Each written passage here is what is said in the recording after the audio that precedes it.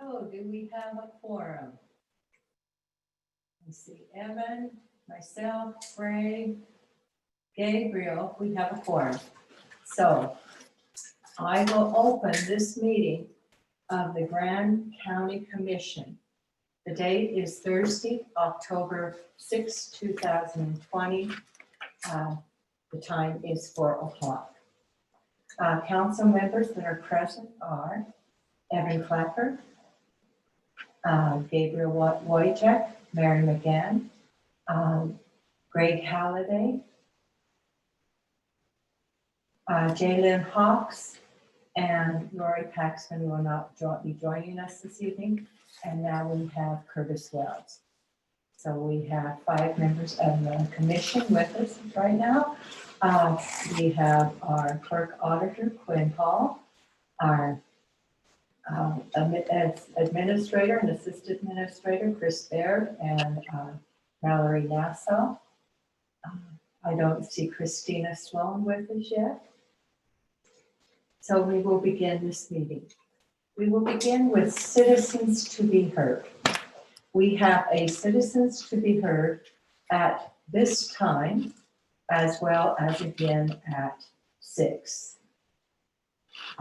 To participate, you may dial 669-900-6833. Meeting ID is 898-0359-7239. Password, if needed, is 989827. There is also a link to join the Zoom on our agenda that you can get at the county website. You will, please note that when you're joining the meeting, you will be placed in a waiting room and will be added to the meeting by the moderator. Your comments will be recorded and you will be on YouTube. If you have a phone and you wish to waiting room, you may unmute by pressing *6. Do we have any citizens to be heard at this time?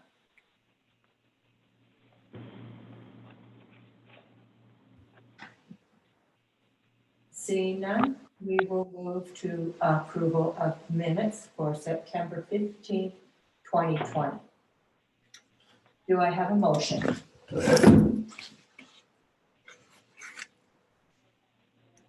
Unmute. Great, you need to unmute. Hey, Mary, can you hear me? This is Chris.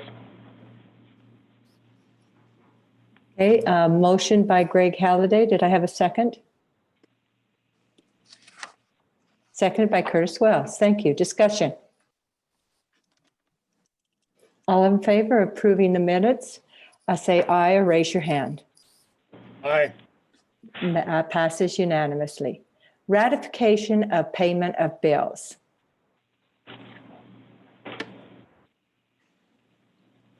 Mary, really quickly, this is Mallory. I'm sorry to interrupt, but I didn't know if we were gonna do the MBA meeting at 4. So I just wanted to put that out there. And I thought the MBA meeting was scheduled for I think it was after. scheduled for later. Yeah, it's scheduled for late. Hey, Mary, can anybody hear me? Yes, we can now. We changed it to 4 or later. Okay. But I guess we will just break, I guess, later since you've already started the regular council meeting.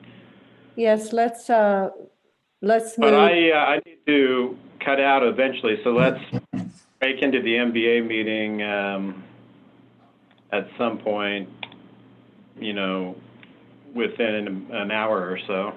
Why don't we do the MBA meeting after agency reports? Would that be okay? Yes. Okay, we will do that. We are back at ratification of bills. Do I have a motion? Yes, Gabriel, thank you. Yes, thank you. Just a second here. I'd like to make a motion to approve bills for October 6th, 2020. Total bills in the amount of $1,025,843.78. Total payroll in the amount of $468,037.08. Total bills and payroll combined in the amount of $1,493,880.86. Motion by Gabriel Wojtek. Do I have a second? Second. Seconded by Greg Halliday. Discussion. Roll call vote. Curtis Wells? Yes. We probably have to have it on the Aye. recording. Okay, thank you. Gabriel? Aye. Evan? Yes. Mary? Yes. Greg Halliday? Yes. Passes unanimously. We are now to commission members' disclosures. Do I have any commissioners that have something to disclose on this agenda? Mary, Yes. I get a tax abatement for a disability from the service. Okay, thank you. Anyone else? I Okay. will just mention that the Moab to Monument Valley Film Commission was wonderful enough to connect Clapper Adventures with some film work this past year. Thank you, Evan. Anyone else? Okay, we are moving to general commission reports and future considerations. We will begin with Evan. Let's see, the end of the month is pretty quiet for me, and our municipal building authority will address the building updates for EMS here shortly, so I won't get into that. I'll let the chair of the Arches Hotspot report on that, but we do have some public involvement scheduled for tomorrow, so I'm excited for that. And besides that, I have nothing else to report. I think I'm not sure if Maddie's on the I don't see her. on the agenda for today, but the Pocket Park, the Groff Pocket Park construction is underway, and there's some boulders that are getting buried over there. So it kind of looks like there's a lot going on, but it's all going to kind of get into the Pocket Park and be cleaned up when it's all done. So excited about the progress that's being made there. And that's all I have to report. Thank you. Greg Halliday. Yes, with me, it was kind of quiet too. The only thing I have to report is last Tuesday, we fought a vehicle fire on the Gateway Road up on Andy Mesa, just below the dinosaur tracks. It was a vehicle with some people from Missouri. They were out here hunting. They were pulling a trailer with a toy hauler. The vehicle caught on fire. Is a total loss. It burned up the truck, the trailer, and the UTV. We got up there and put it out, and we had to put a tree out that was starting on the side of the road, and it was starting to spread. So just want to let everybody know that we stopped that fire. Of course, but the people lost all their vehicle and their trailer and everything. So Thank you. Thank you. Gabriel? Yeah, sure. Been staying pretty busy. Attended Canyonlands Healthcare Special Service District meeting. They did, I believe this has been resolved as of now, but they did have an employee that tested positive for COVID. And obviously that's a really grave concern, because that would obviously be devastating if it were to get into that facility. But due to quick action and caution and diligence and the response to that, they prevented any sort of spread from occurring whatsoever. So I think it's a great testament to the good work being done over there to protect those residents and run a good facility. Four Corners Community Behavioral Health. Not much to report from that meeting. Due to some COVID stimulus funds that were available to them, it eliminated the need for a lot of the Medicaid reimbursements that they're usually up for.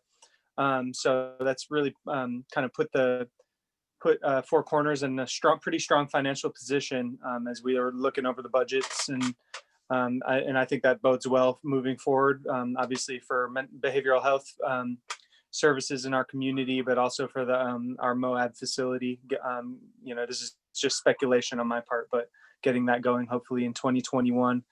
Certainly it's challenging with regards to build, the sort of the building industry right now is in a bit of upheaval with regards to materials and things of that nature. So it's still a little bit unpredictable on that account. As far as I also had a board meeting with the Southeast Utah Health Department. Saw some really, Brady presented some graphs, some sort of line graphs that gave us a little bit of a zoom out over the year with regards to COVID cases. And I got to see some really convincing and clear correlations with regards to the mask mandate that Grand County was able to put forth, and the decrease in positive cases that align directly with that action.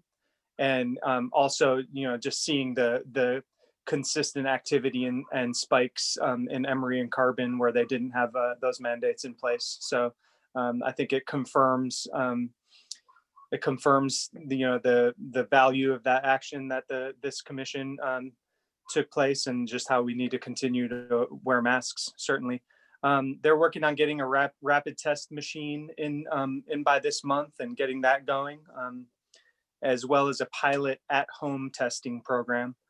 Those are some things in the pipeline from the health department.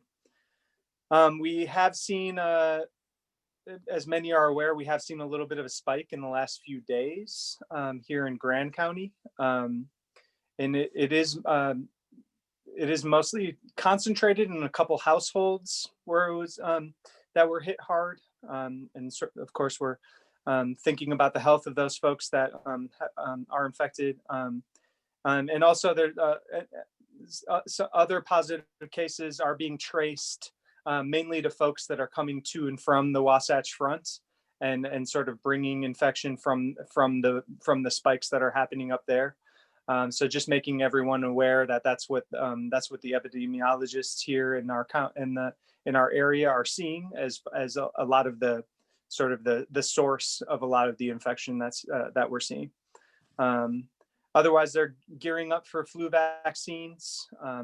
They're getting ready to purchase a new freezer with COVID funds available. And so really getting ready for that. Attended a Moab Area Watershed Partnership meeting. Many may be aware that Phil Gardner, he's a scientist with the USGS. He's released a new article that's been published related to the Moab Spanish Valley groundwater study by the USGS and the University of Utah. And it's an article meant to highlight the study and provide some additional interpretations. And certainly this, drawn verbatim from the abstract of that article, I encourage you all to read it and at least read the introduction and the conclusion. But there, it does say analysis indicates that additional withdrawals from the Glen Canyon aquifer would likely be sourced from groundwater storage and not be sustained by recharge. So those are some pretty strong words, I would say. Ooh, that's very strong. It says what, and so I think that that'll be an ongoing conversation, I'm sure, with regards to definitive conclusions. And also on that note, on November 4th, Mark Stilson from the Utah Division of Water Quality, I believe, he's having the last of his series of presentations to the public to go over the USGS report and the findings, talk about current water appropriation policy and how the USGS studies inform it, and also an update on water adjudication efforts. Otherwise, been going strong with the budget advisory board on Fridays. We've started getting into sort of the departments presenting their own revenues and expenses. And also I attended a social last Thursday with Chair McGann to meet up and interface with some state level legislators. That's all I got.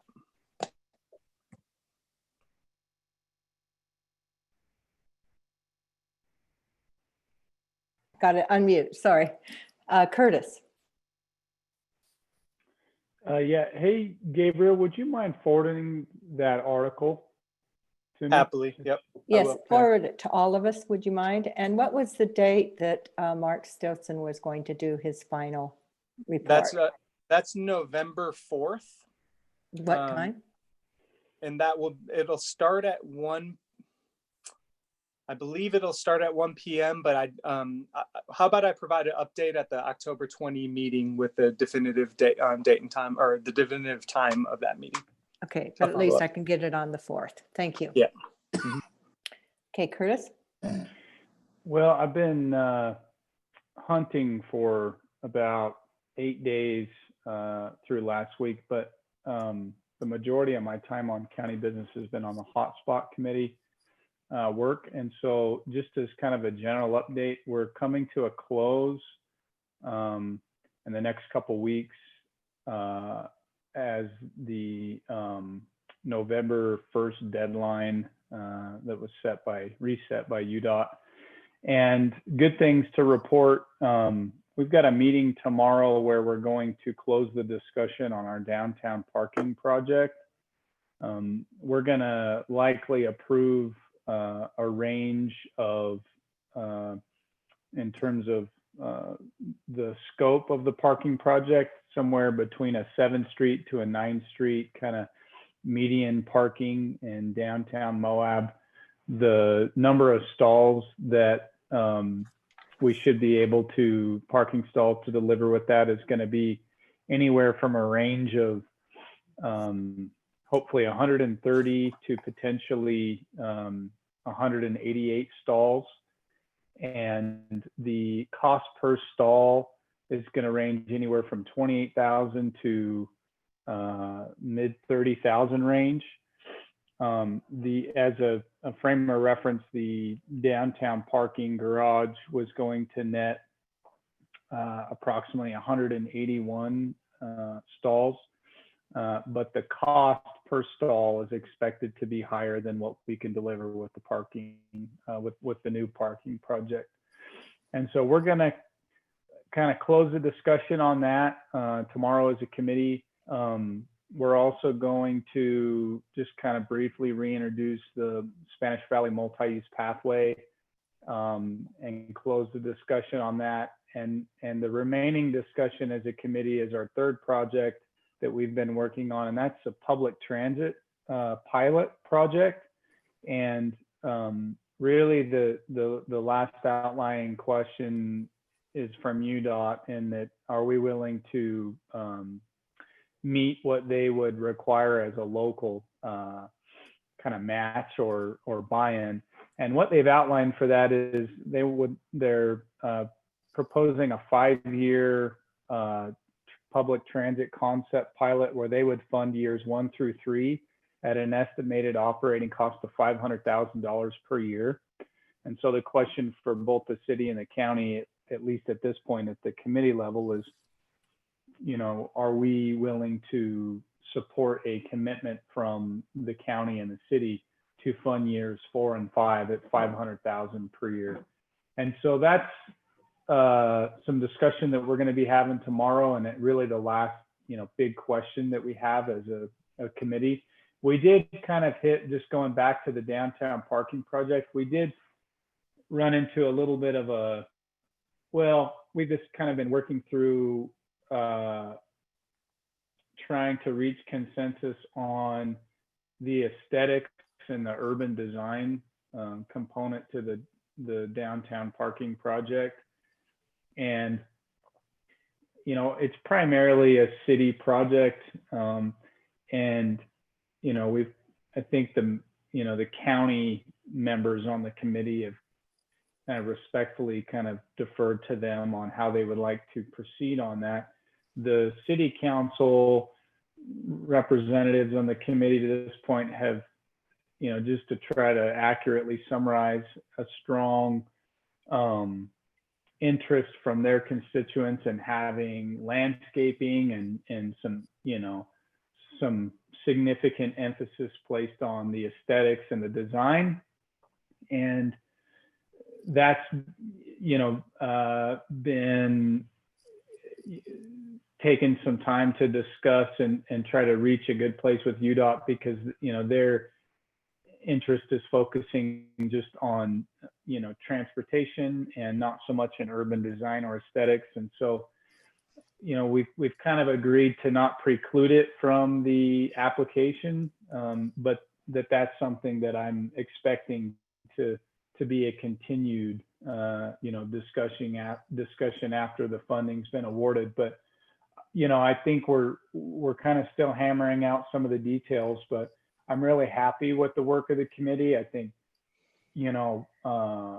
backing up at 10,000 feet, I think, I'm really proud of the work that everyone's done, since we kind of turned around on the parking structure. It's been a very challenging and sometimes, heated process. And we look to be, delivering potentially all, if not close to all, the projects that, a lot of the key players, and listening to the local community, have advocated for. And there's really not a single project on the list that, I anticipate having, any significant pushback, from different elements of the community. They're all good projects.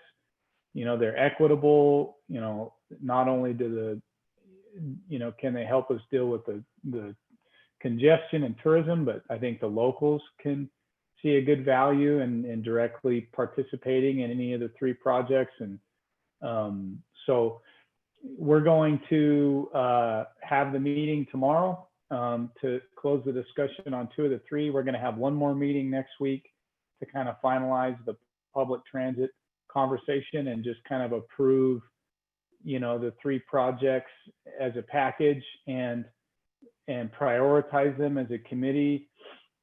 And then we're going to be presenting those for approval by both the commission and the city council at the joint meeting on the 20th.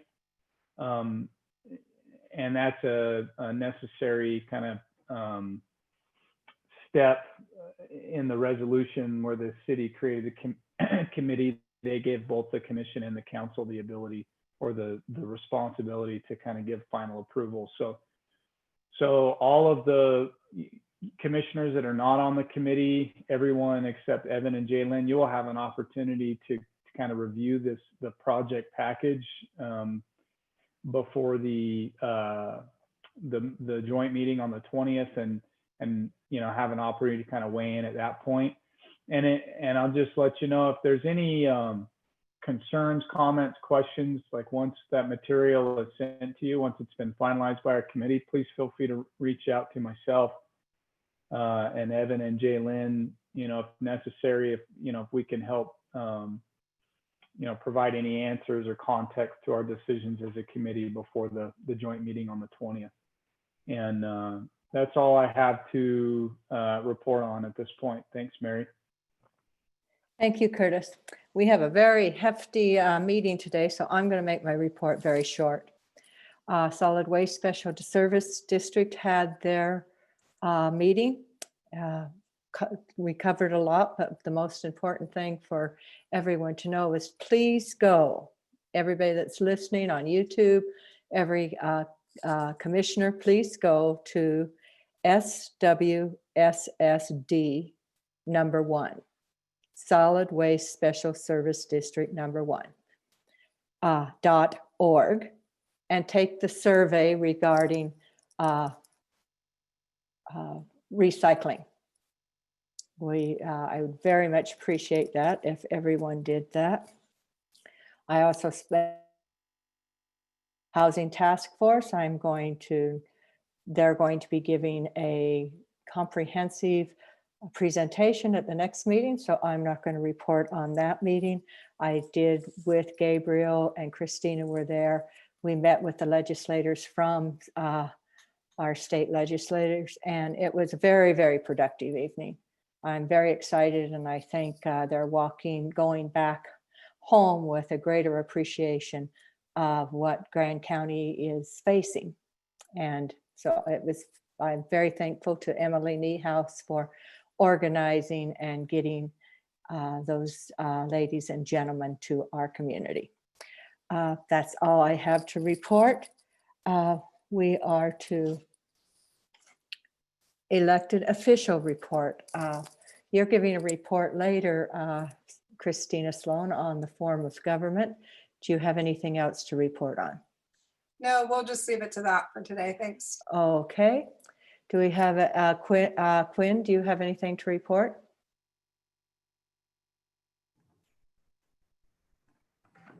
No, the election's cruising along. Christina's going to report on most everything that I would have to say anyway. So, no, I'll pass. Okay.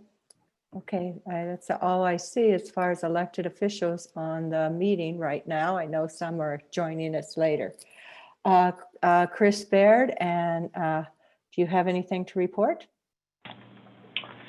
Yes, I do. I'm going to share my screen here to show some economic statistics.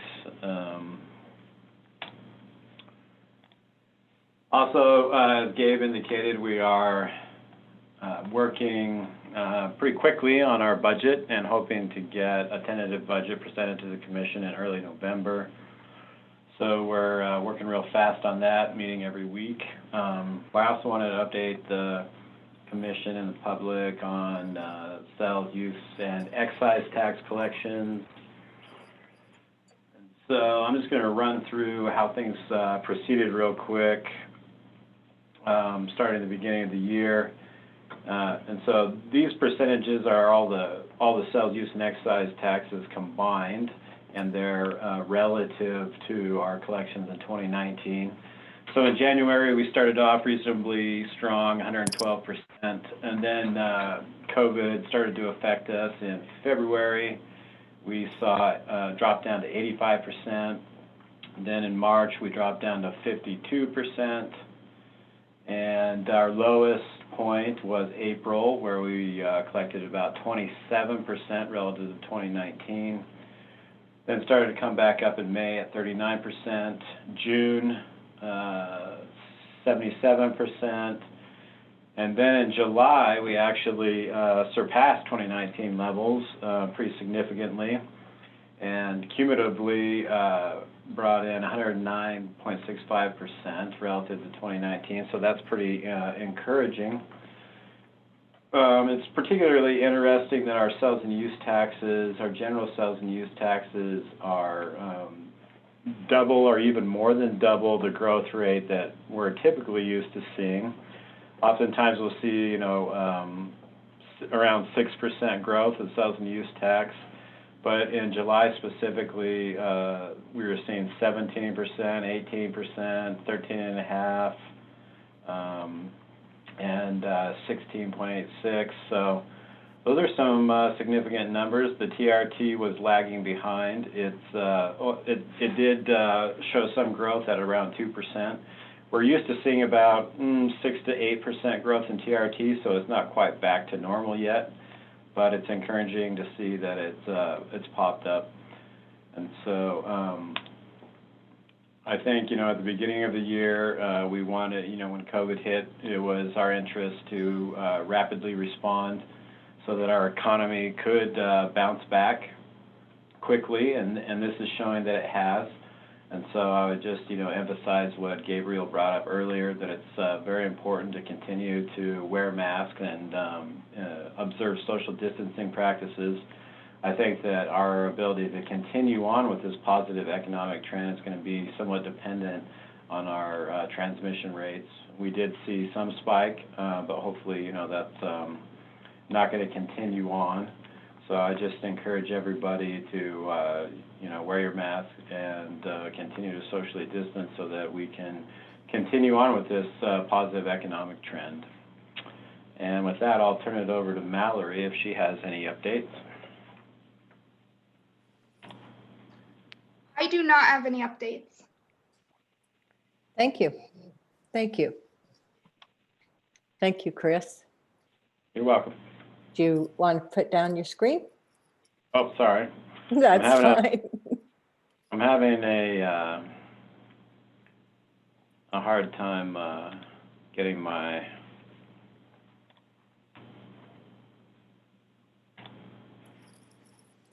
So the next on the agenda is our report from the Moab to Monument Valley Film Commission. Hey, And Mallory, hold on. Mallory, can you unshare my screen possibly? Something happened with my...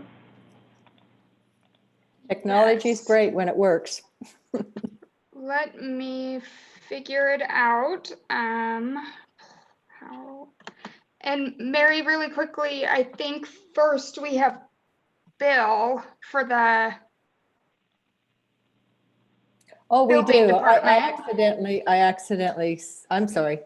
Yes, we do. We have department reports, then agency reports. So our department reports, our first will be the report on the building department with Bill Holtz. As soon as we get this screen down. Yes, just bear with me for a second. I have my screen on something kind of unusual. Oh, here we go. I found it. Sorry about that. Oh, just a little excitement. Okay, Bill, are you with us? I am. So I can't hear you. I'm unmuted. Bill? Can you not hear me? Can No, you're anyone- not on mute. It just sounds like you're really, really, really far away. Okay.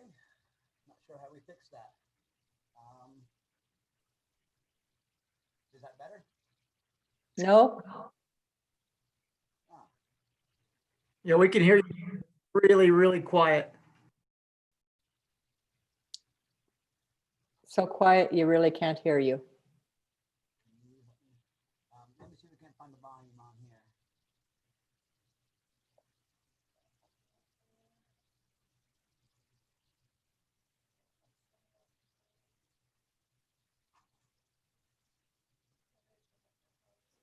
Is that any better?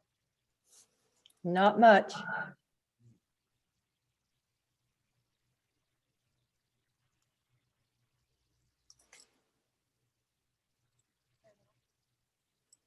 How's that? Not much better. Bill, would you like to work on this and I can go to Monument Valley at the film Sure. presentation and come back to you? Yeah, I'll go ahead and use the phone instead.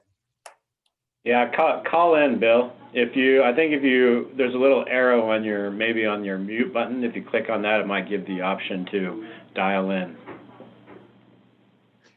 Yeah, little up arrow on your mute on the bottom left. Possible something could be covering the microphone as well.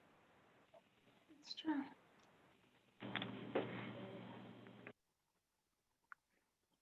Mary, and I know there's so many presentations, but I think Cody and his fleet presentation are actually next if you want to Yes. Yeah, go to them. thank you. I keep skipping that. Okay, Cody, would you like to do your report and then we can go back to Bill?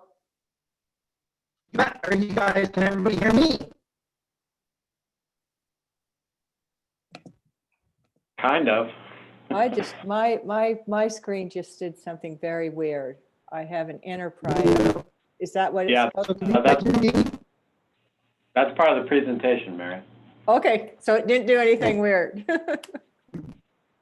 So can you guys hear me? Yes. Okay, fantastic. So as you guys all know, we've kind of been utilizing leasing companies to offset some of the cost of raising fleet. We haven't been able to take into account the equity that we could possibly have been doing. So what I've been doing for the last 4 months or so, and Kyle will kind of elaborate on this. You're very scratchy for me. Is he scratchy for other people? Yes, yes, he's breaking up. You can't hardly understand you. Okay, let me get a little closer. How's that if I get a little closer to my microphone? It's real like gargle. It's noisy, like Yes. background. Yeah, it's breaking up.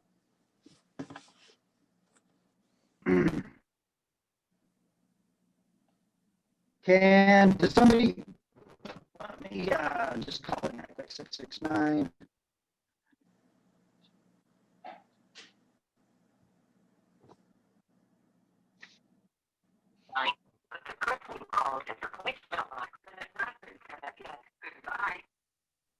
Try turning off your video. Oh wait, that will take away your presentation, won't it? Kyle is have his screen up, so it wouldn't. But if Cody can call in on the phone, that'd probably be the best thing. Which I think he's trying to do. Yeah. I could give you the number, Cody, is 669 900. The meeting ID is 898-0359-7239 pound. Enter your participant ID followed by pound. Please enter the meeting password followed by pound. The meeting password is 989827. You entered 9890. Please re-enter the meeting password. The password is 989827. In the meeting now, there are more than 20 participants in the meeting. This meeting is being recorded. You are muted. You can mute or unmute yourself by pressing *6. You are unmuted. So Okay, can everybody hear me now? mute your computer. I muted him already. Okay, thank you. Go Okay. ahead and just put your phone, Cody, through. Try and talk. In your phone.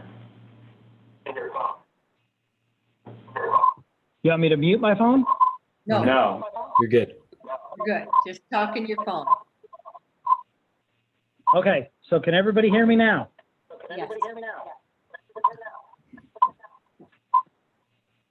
Gotta turn the All right. computer, Cody. I am getting a bunch of feedback on my end. I can't hear anything. Cody, if you want, I can just start and kind of give them some background on what we've been working on.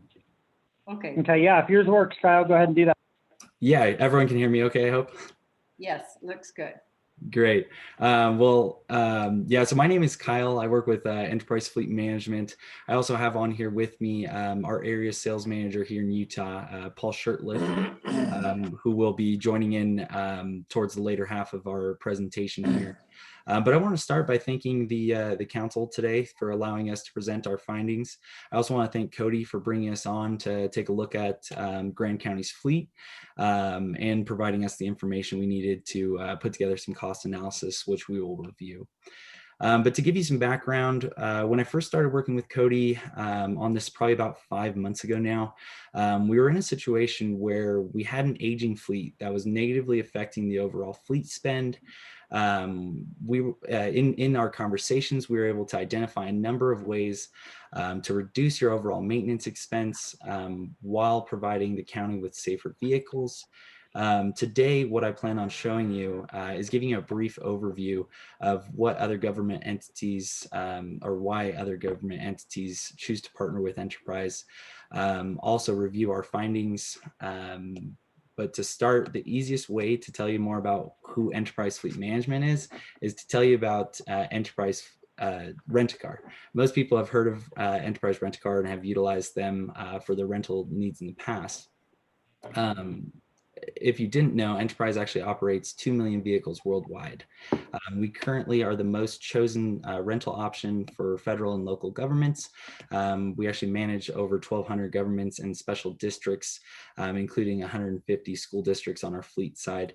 And again, on our fleet side, we have 8 governments and special districts, including 3 school districts managed here locally. Now with what Enterprise Fleet Management does is essentially take the infrastructure from our Enterprise Rent-A-Car side and apply that industry knowledge and know-how to counties' fleets or other fleets nationwide. Now, just to show you a little bit or give you some insight into who can utilize fleet management or who currently does partner with Enterprise Fleet Management, I've put a number of our clients here across the nation. As you'll see, we have some local ones on there at the top, such as Tooele County School District, Ogden School District, as well as some other partners here in Idaho.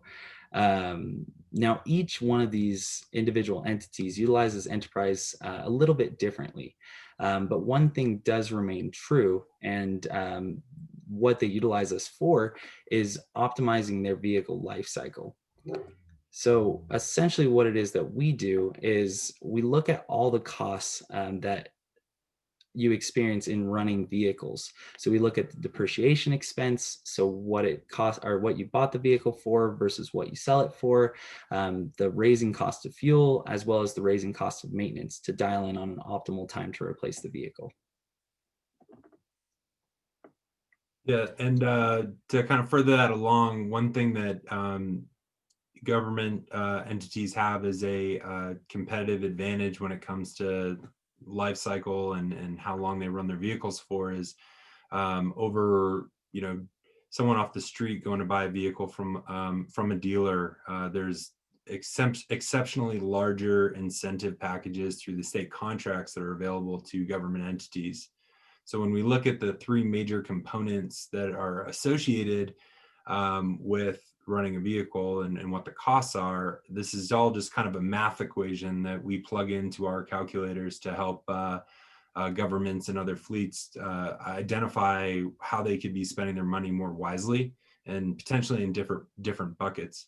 If any of these lines move upward or downward, like the cost of fuel goes significantly higher, it may have that entity choose a lower life cycle to maximize fuel economy. Or in the case of many governments, they're finding that over a normal person who operates a vehicle or even a normal business, they can get vehicles less expensively, so it straightens out that curve and makes it not as steep of a loss in value the second you drive that vehicle off the lot. The other thing we're experiencing right now, and this is why we do feel like there's a little bit of action required as you guys approach your budget season, is the used car market is exceptionally high right now. And that's on the strength of the manufacturers having to have COVID closures for 4 months where they weren't producing vehicles, and all the vehicles that were on dealer lots are now starting to disappear. So what we've analyzed for Cody is looking at all the different vehicle types that you guys currently run and doing this math for you guys, as well as putting together a plan that would allow you guys to work within your current budget and actually save some significant dollars, which we've laid out for you in that synopsis that we sent out. When you look at all the different vehicle types that you guys currently operate, we're recommending some life cycles that are definitely more aggressive than you guys have done in the past. 12 months in some cases for the vehicles with the lowest front end discount and obviously the highest resale potential as well, but all the way up to 60 months as well. So what this would actually is kind of Cody alluded to, you guys had been participating in some leasing models on the sheriff side for the past few years. And what the difference between our recommendations and what you guys had been doing is not utilizing a close-end like dealership type lease where the leasing company actually gets the benefit of the back end. As a government entity that buys vehicles better than anybody else out there, you guys own that back end in the model that we're proposing, which is an open-ended lease scenario where we basically write the vehicle down to a conservative estimate of what it's going to be worth at the end of the ideal holding period.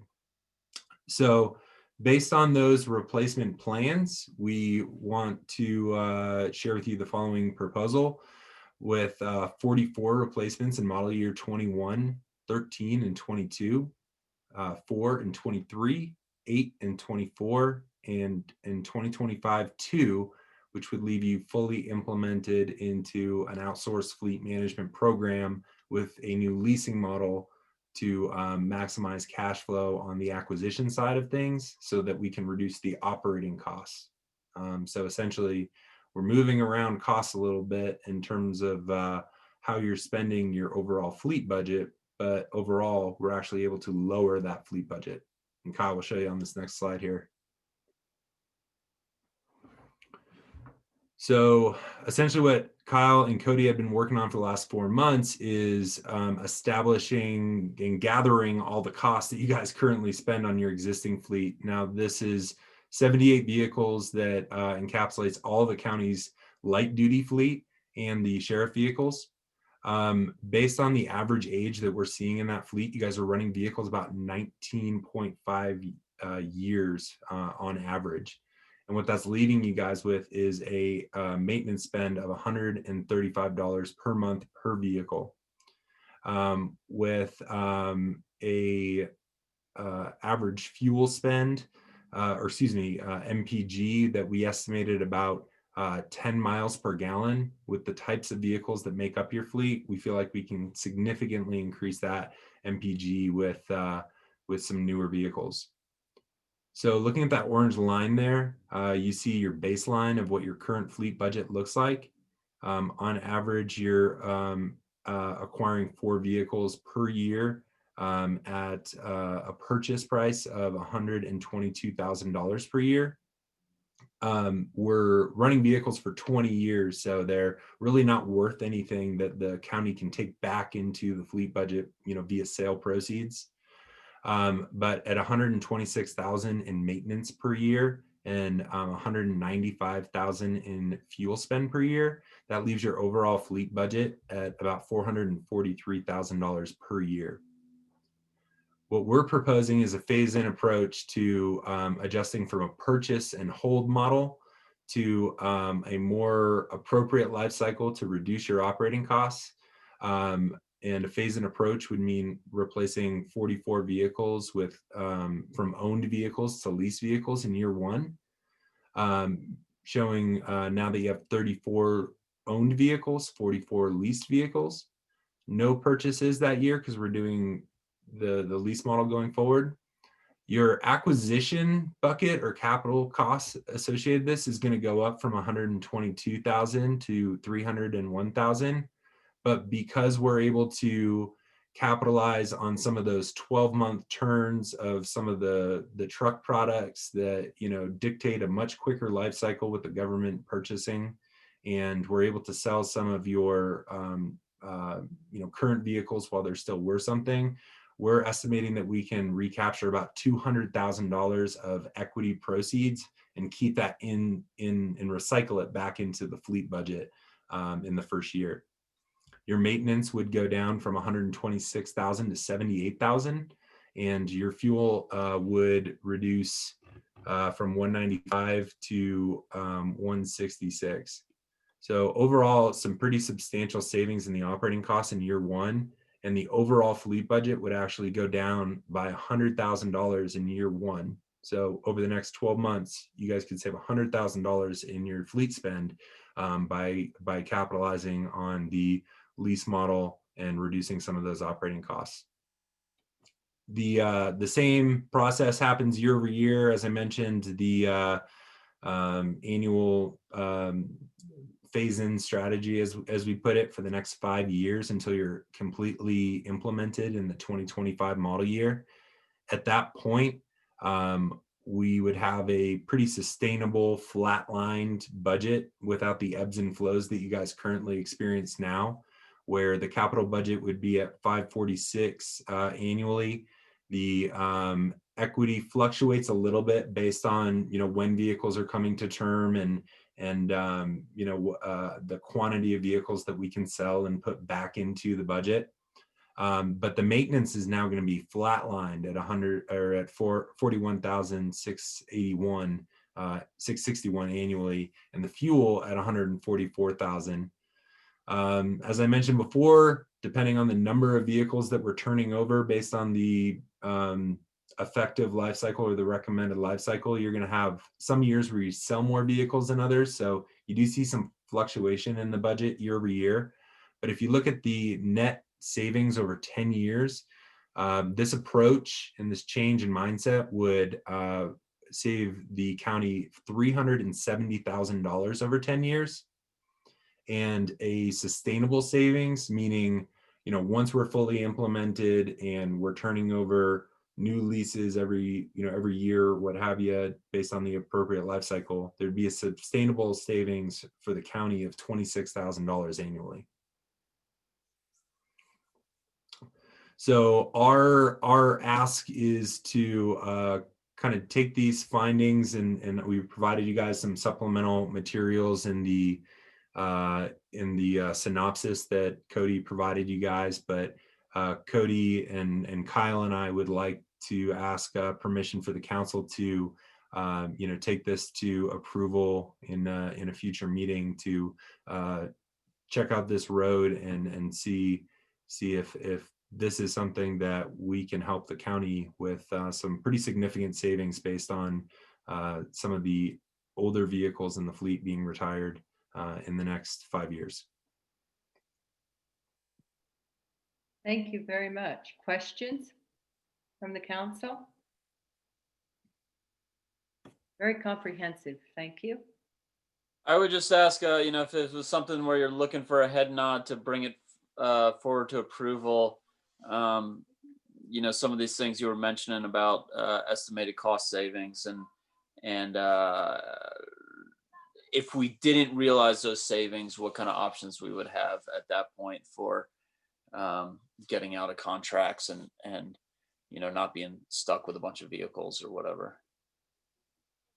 Yeah, our contract is vehicle by vehicle, so it would be a specific term for a specific vehicle. So if at any given time, you know, the program was not meeting expectations or the service levels were not meeting expectations, it would allow you guys to exit without penalty, and you know, you'd be on the hook for no more than that one vehicle. And because they're open-ended equity leases, meaning you guys own the back end, it's not a term limit that you're, you know, held to like a traditional dealership lease.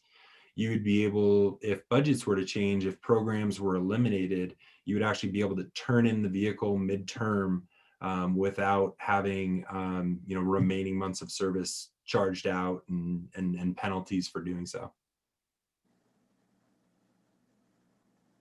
That answer your question, Evan? Any other questions? Okay, you know, from what it looks good, I think bringing it back to another meeting is a good idea. Thank you. Thank you very much. Thank you. Thank you all. Moab to Monument Valley Film Commission. You forget me again? Oh, yes. Yes, I did. When because I checked you off. Hello, Bill. You sound good. You can hear me now. Yes, and you sound good. Great. Okay. So I'll try to make this quick. It has been a very busy year. We didn't see any slowdown with the coronavirus. And as of October 1st, it's been a year that Jeff Whitney's retired. So we've done it all with one less person in the office.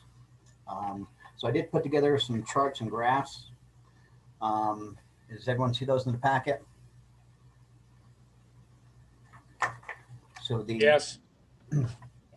Okay, so the first one is just the year-to-date breakdown of the construction valuation. It kind of gives an overview of what we've done, valuation of construction, residential versus commercial, Grand County, Castle Valley, and San Juan County. As you can see, residential in Grand County is kind of the driving force. Commercial's the next. And again, this year we didn't have a whole lot of really big projects, so we will probably see some more of those towards the end of the year. If you go to page 2, this is a comparison of that same valuation of construction from the totals for 2019 compared to year to date. So you can see we're about, I'd say about 9 million short on the valuation, and we've still got 3 months to go. Probably the more relevant is the revenue. That's on page 3. As you can see, we're about 50,000 short of last year's total. Again, with 3 months to go. And then if you go to page 4, we've kind of put together some of the big projects that we've got that we think should be pulled by the end of the year. And again, this is just the big stuff. This doesn't include single family residence, duplexes, some of the multifamily stuff. So this is just big projects. And the total valuation, you're looking at about 27 million. And then the extra in revenue is about 183,000 just from those pretty much 3 projects. So I think we're on track to exceed last year, even though we're 1 person down and went through this coronavirus shutdown. Construction really didn't see it. So that's kind of an overview of financial stuff. Other than that, we've been doing our day-to-day the plan reviews and permitting and inspections. We've also been working on upgrading our permit tracking software. We're going to have a citizens portal where a citizen can go on and apply for a permit online, upload everything they need to, and submit it to us. We can send it out to the different departments for signatures, and then issue it, and then they can track the progress of it from inspection, from start to finish. We've also been working on getting that data together to join the community rating system portion of the National Flood Insurance Program. We're going to have our verification meeting on November 19th. And that's where we'll be giving a score and entered into the program. And that's when our citizens can start realizing some of the savings if they have to have flood insurance. Other than that, we do have 2 continuing education classes coming up. This year, DOPL requires the trades to get licensed. So plumbers and electricians, we'll have 2 8-hour classes for electricians. They will be virtual. Going to be our first try at a virtual education seminar. And then we'll do another 12-hour class for plumbers. We've got those scheduled for October 22nd and 23rd. And then the electrical class or the plumbing class on, I believe it's November 6th. So we're still continuing to provide education for our contractors so they can renew their licenses. Other than that, we've just been trying to get through the weeks. Is there any questions? Thank you, Bill. Questions from the council? Sounds good. Yeah. Thanks for all the hard work pushing through this year and with the man down, and go Yankees. Thank you. Thank you. Okay, now Moab to Montville Valley. I hope I make it worth your while, Mary. I've heard my name multiple times now. Yes, you have. Hello, everyone. Thank you, Commission, for having me. Thanks for the little plug there, Evan. I'm glad that that job worked out for you as well. So my name is Biga Metzner. I am the director of the Moab to Monument Valley Film Commission, if you didn't know already.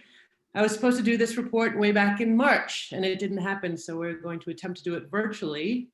What I have is basically what I was going to report on, which was last year. So what is on this slide show that you'll see, a lot of it will be partially skipped over. So it's going to be a lovely, short and sweet presentation. That is just my little cover page. If Mallory, you could go to the next slide, that would be lovely. So, slide 1, thank you. In my community outreach aspect of things, things went awry with the shutdown. And I just had to make a decision in the past few weeks to not hold the Moab Showdown 49-hour short film competition and not make it an annual event this year. I spoke to Star Hall, and with having to have only 50 people, and when I did the event last time, it was standing room only, so that won't help anything. And just the state of things, it seemed like something that I just couldn't continue with this year. Also, I'm an office of one again. I don't have any assistants of any kind, and I have had an extremely, extremely busy, anything but quiet spring in the real film world. So the fun stuff of community outreach has sort of had to go onto the back burner. So I'm hoping for that in 2021. Local outreach, my Media Hive Mix and Mingle also had to be canceled because I couldn't go to restaurants and meet with people. I'm going to try and do those virtually starting up again, potentially this month, if not next. The free movie Moab screenings that I do with the rec department also had to be canceled because of the COVID-19 pandemic. The Moab Indie Film Series that I also have on the plate, I was able to do 2 of those, and then the next filmmaker was supposed to come in March, and she was not able to get on a plane to come here, and so those are on hold, and hopefully I'll be able to push that sponsorship that they have been doing with me and bring a filmmaker to come and move it to 2021 as well. Our sci-fi movie nights, which we had the very first one this past February, was a huge success, and that was great. And we had held that at the Mark, and it was a little series that was put on by Richard Codd and his wife and myself and the Mark, and we had some really fun sci-fi movie nights back in February. Next slide, please. Internally, I continue to facilitate film, TV, commercial, and other online content for any kind of productions that are coming into the area. And as I said, it's just been incredibly, incredibly busy. I have a graph to show you a little bit later, but we did have a bit of a shutdown for sure. And then when things started to pick up, open up more here and not elsewhere, like in Los Angeles or New York or other places, people decided that they wanted to come here to film things that they weren't necessarily able to do in those places or to travel internationally to do. So we've had a lot of inquiries and a lot of actual productions coming to town, and I'll have some numbers for you on that in a little moment.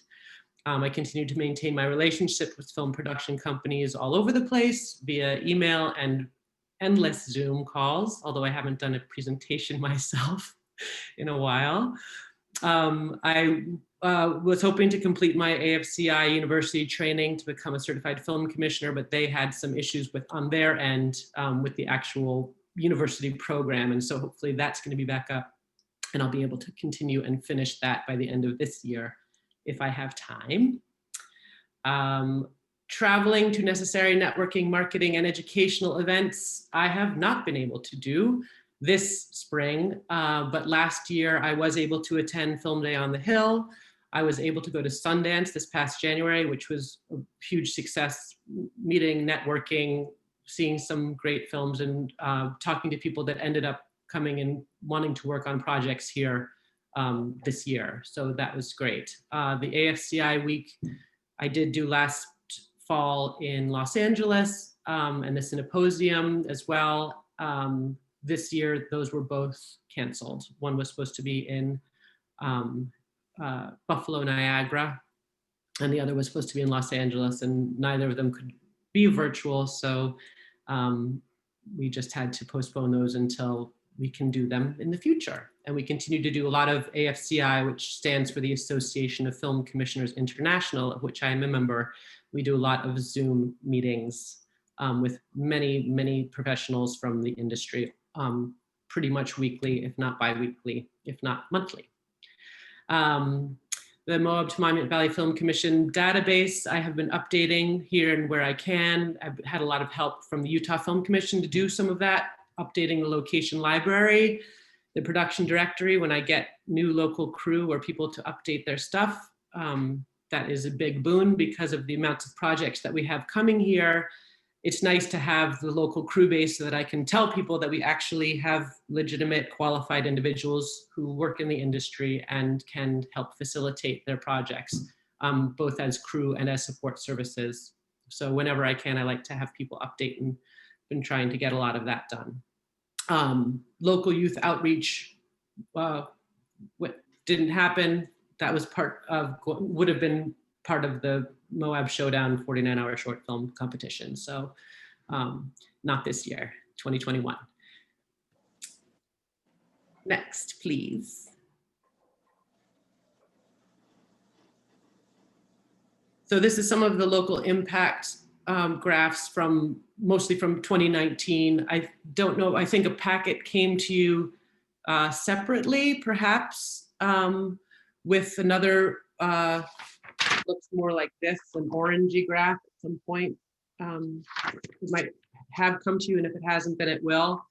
But along with the Utah Film Commission, I help get a lot of the permit information from all of the land use agencies that one might be able to film on here when a production is filming locally. So the BLM, also known as the Bureau of Land Management, to those of you who might not know, gets most of our permits in Grand County, a handful of them in San Juan County. National Park Service gets quite a bit, National Forest a few, and Dead Horse Point State Park is one of our others. Not listed on here for some reason, I totally forgot, is Sitla, who I also work with a lot. Must have, don't know why that, maybe they didn't have any last year.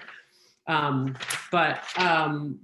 other graph that I sent you that we put together with the Utah Film Commission just shows you, did we put that on as a slide as well, Mallory? Oh, there's a very pretty pictures from a person who came here to do some work with us from Film Tourism. I do not have it on a slide, but if you want to hang on for a second, I'll stop sharing my screen and pull it up and share that screen. Okay.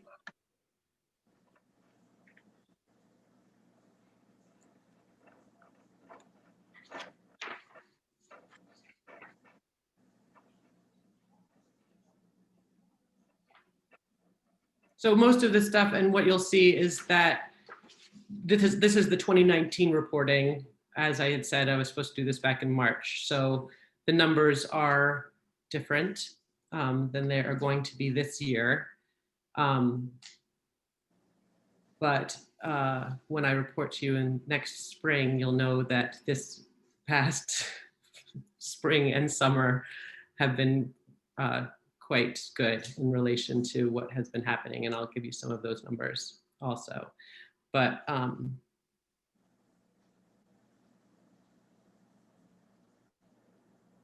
thanks, Mallory.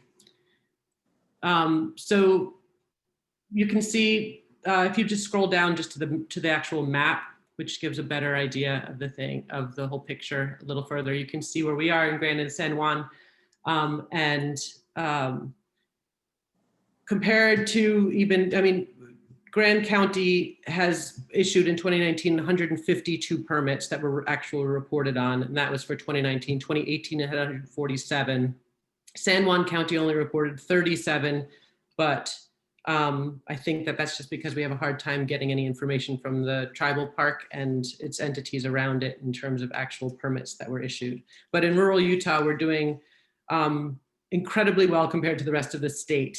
For some reason, they did them all in the same color. Anything over the number 25 is the same color, which doesn't really work in my visual brain, but Salt Lake County only had 334 and we had 152, and we're talking about, you know, the big city. So we're doing really well. We did really well in 2019.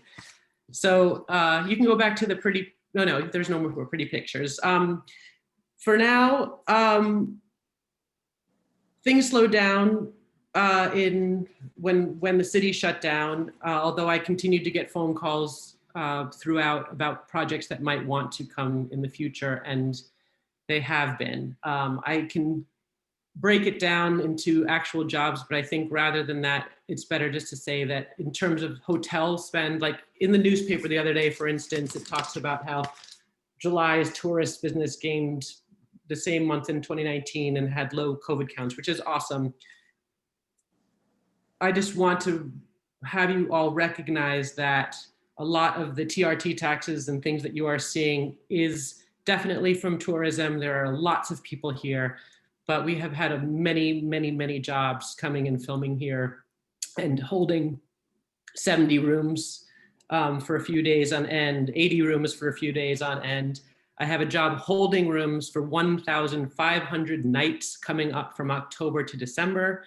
And these are just the jobs that I know the actual numbers for. So thus far, from when we shut down in when we started back up again in film land, I'd say we'd probably have had over $200,000 in hotel spend and close to $215,000 or $220,000 in local Moab spend on everything other than hotels, including hiring of many local crew and support services, catering, craft service, eating out at restaurants, and things like that. I have put together a city filming permit, which finally, with the help of the city attorney, we checked off on, and everything went in, and I just had my first city filming permit go into action. We had a little Netflix job that shot here for 2 days last week. It worked really well. At some point, I'd love to sit down with somebody on the county and see if there's something like that that you'd want to do with the county as well. Although it's definitely a conversation that I'd like to have, because I have a permit and I wouldn't mind being able to expand it into county, not just the city. But it worked for that one. We also had, yeah, I mein, just, honestly, my brain is spinning because we've had so many jobs, car commercials, big car commercials, reality shows, docu-series coming in, all kinds of stuff that I'm not allowed to say the names of, as I never have been able to, but it's been pretty good and a whirlwind. And just for one more example of how many permits, which you will hear about it again later, is, you know, the BLM since for 2020 has already issued or is in process of 42 filming permits, 82 filming days, 534 cast and crew days, and a total of, if you add those together, 1,735 cast days. And there were only 19 postponements or cancellations, and 14 of those were for Jeep Safari during the shutdown. So yeah, busy, but happy and doing well. And hashtag always working. Does anybody have any questions? Any questions from the council? Boy, that was good to hear. Good to hear. Very good job. Any questions? I have a quick question. Is there like a film production facility in there in Grand County? And do you imagine, or you know, what I guess the question I would have is there anything that we can do on a legislative level to encourage something like that being established if it's not here? Or is there do you see the potential for that moving forward, especially post-COVID? Maybe other things have opened up in terms of that that sort of industry contributing to economic diversity in Grand County. It's kind of big. It's been a question in my mind, since I saw Field of Dreams as a child. If you build it, will they come? I think that people don't necessarily come to Grand County to shoot indoors and interiors. They're not coming to San Juan County, which I also represent, to film indoors. They're coming to film all the iconic landscape, Red Rocks and the LaSalle Mountains and all the other stuff we have. But that's not to say that it wouldn't be a boon if it could exist. And post-production, which is everything that happens after the filming, I don't want to bring up terms that people might not know about, but the editing, the sound, all of those other things that don't exist here.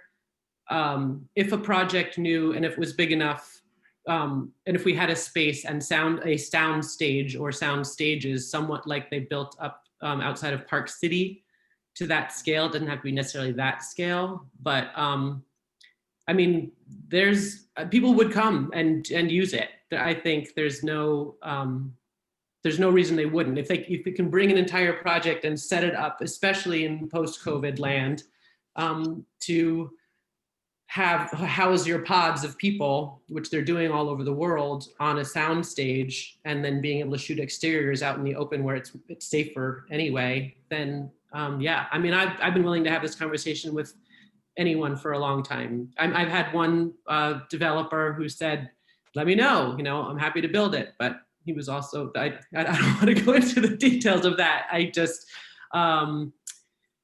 yeah, I'm happy to sit down. And then the incentive aspect of it in terms of the legislation is the biggest part. I don't handle any of the film incentive money. The state office does, the Utah Film Commission.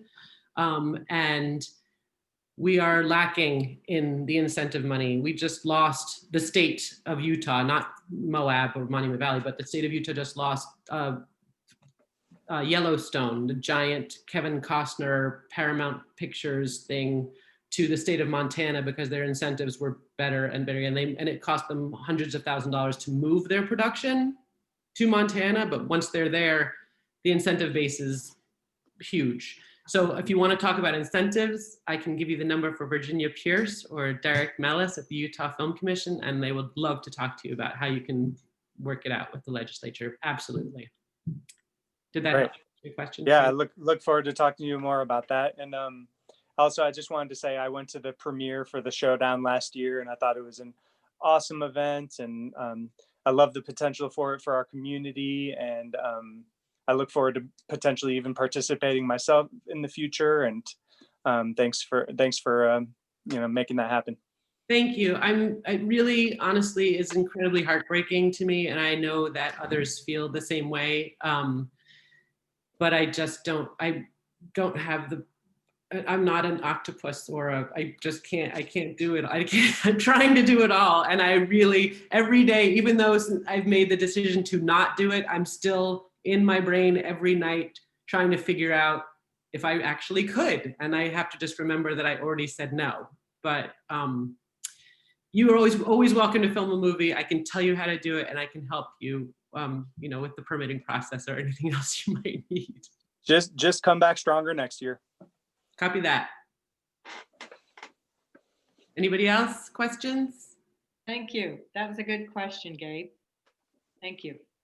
Thank you all. I appreciate your time. Thank you. Now we have our National Park Service Southwestern Utah Group report and update from the new superintendent of National Park Service Southeast Utah Group, Patricia or Patty Trapp. Hi, can you see me? No. Nope. But you can hear me. That's at least a good start with the Zoom calls. There you are. There we go. Hi, everybody.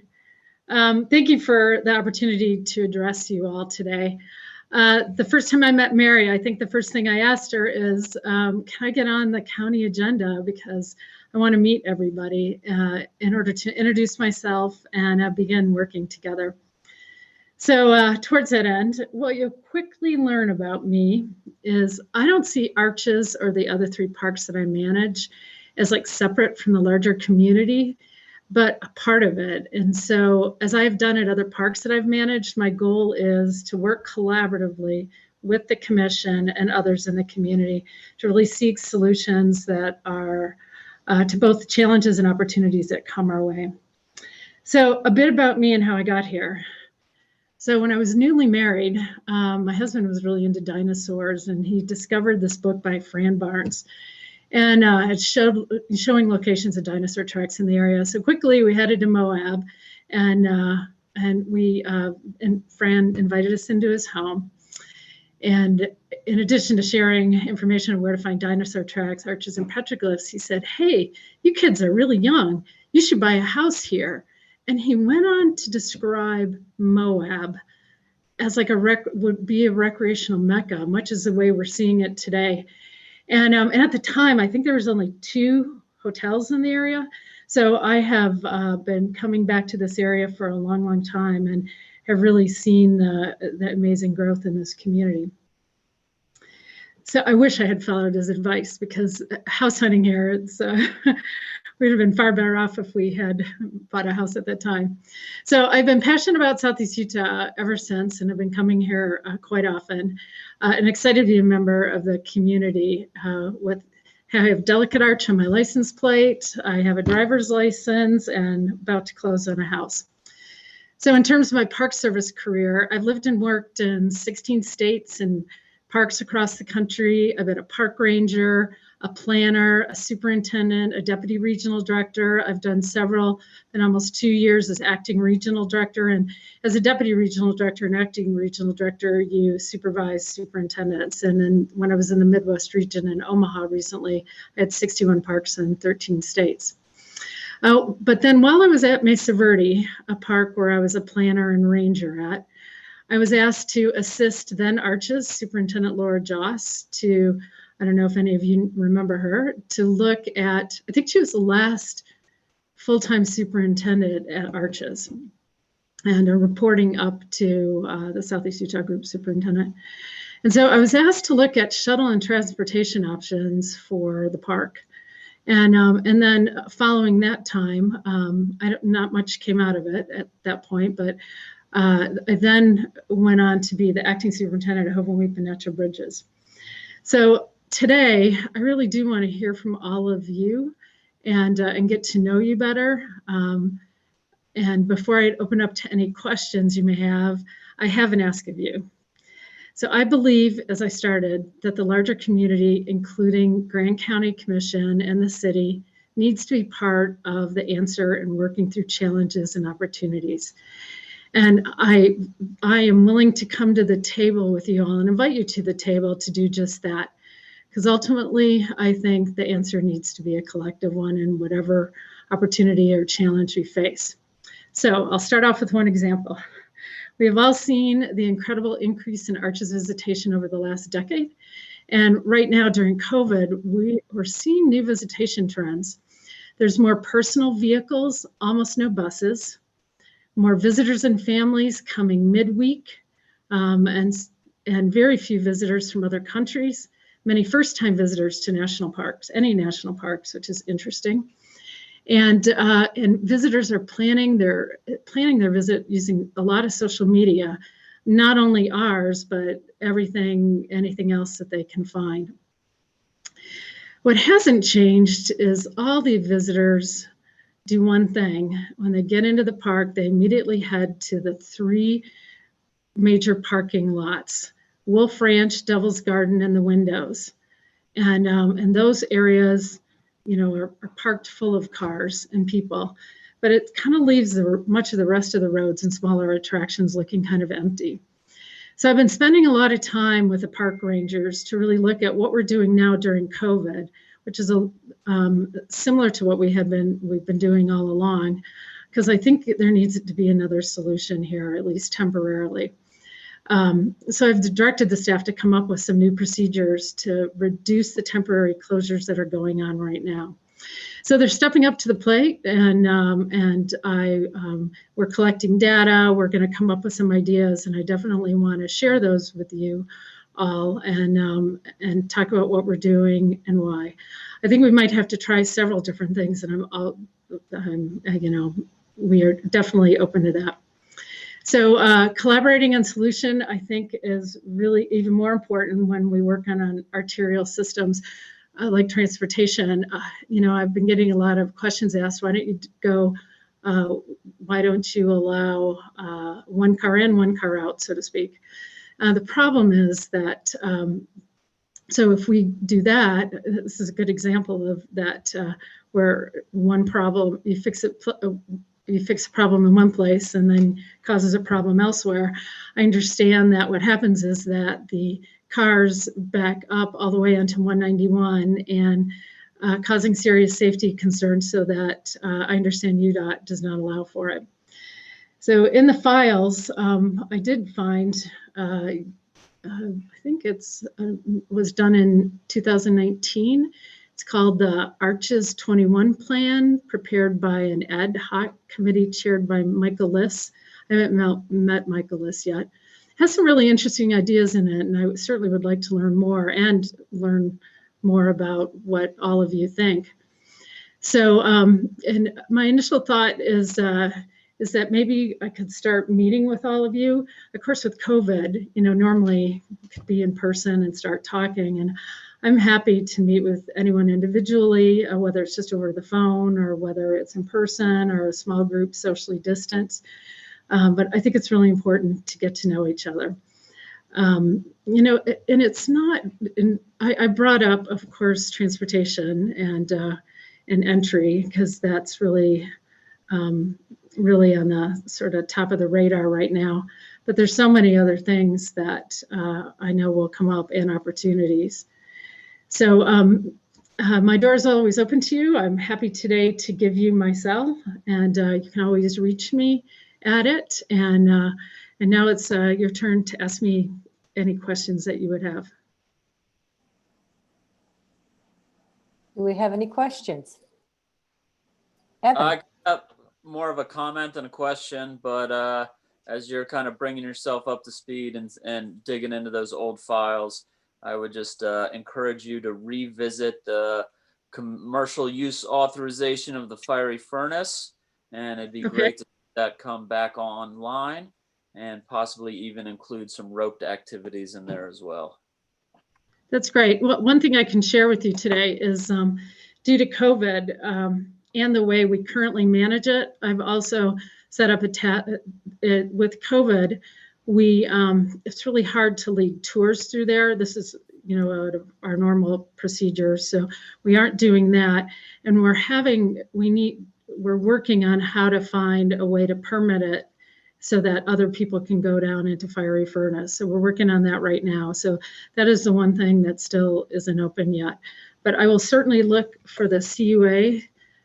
Was it a proposal CUA or? There used to be local outfitters that were guiding tours through fiery furnace, and it's a great option, especially during COVID times, because outfitters can book smaller groups. And it was actually in such large demand that the Park Service was cruxing out on how to handle the large demand. And even though the rivers have permit systems and they're able to figure it out, it's my understanding they just didn't have the bandwidth to come up with any solutions. And rather than giving the people what they wanted, they just shut down the whole operation. A while before that, there was something similar where roped activities used to be allowed commercially within the fiery furnace, and that was ended. And then soon after, kind of even the hiking tours were ended in the fiery furnace. So I think it was a kind of knee-jerk reaction, and there definitely was issues that needed addressing. But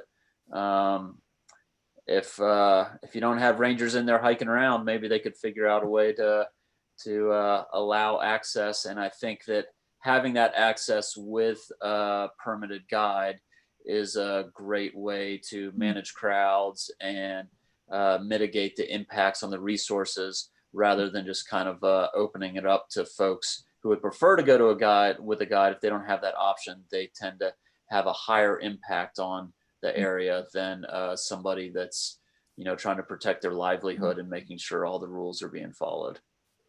Right. I've tasked, we have an incredible permit shop that's focused on Canyonlands, but doesn't seem to work in Arches. So I brought up, I started a conversation about how could we, you know, to your point, bring the fiery furnace into a permit system. And so stay tuned.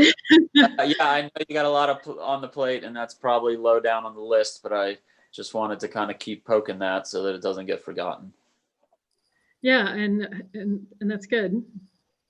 Anyone else? Thank you, Evan. I have some questions if no one else does from the commission. Yes.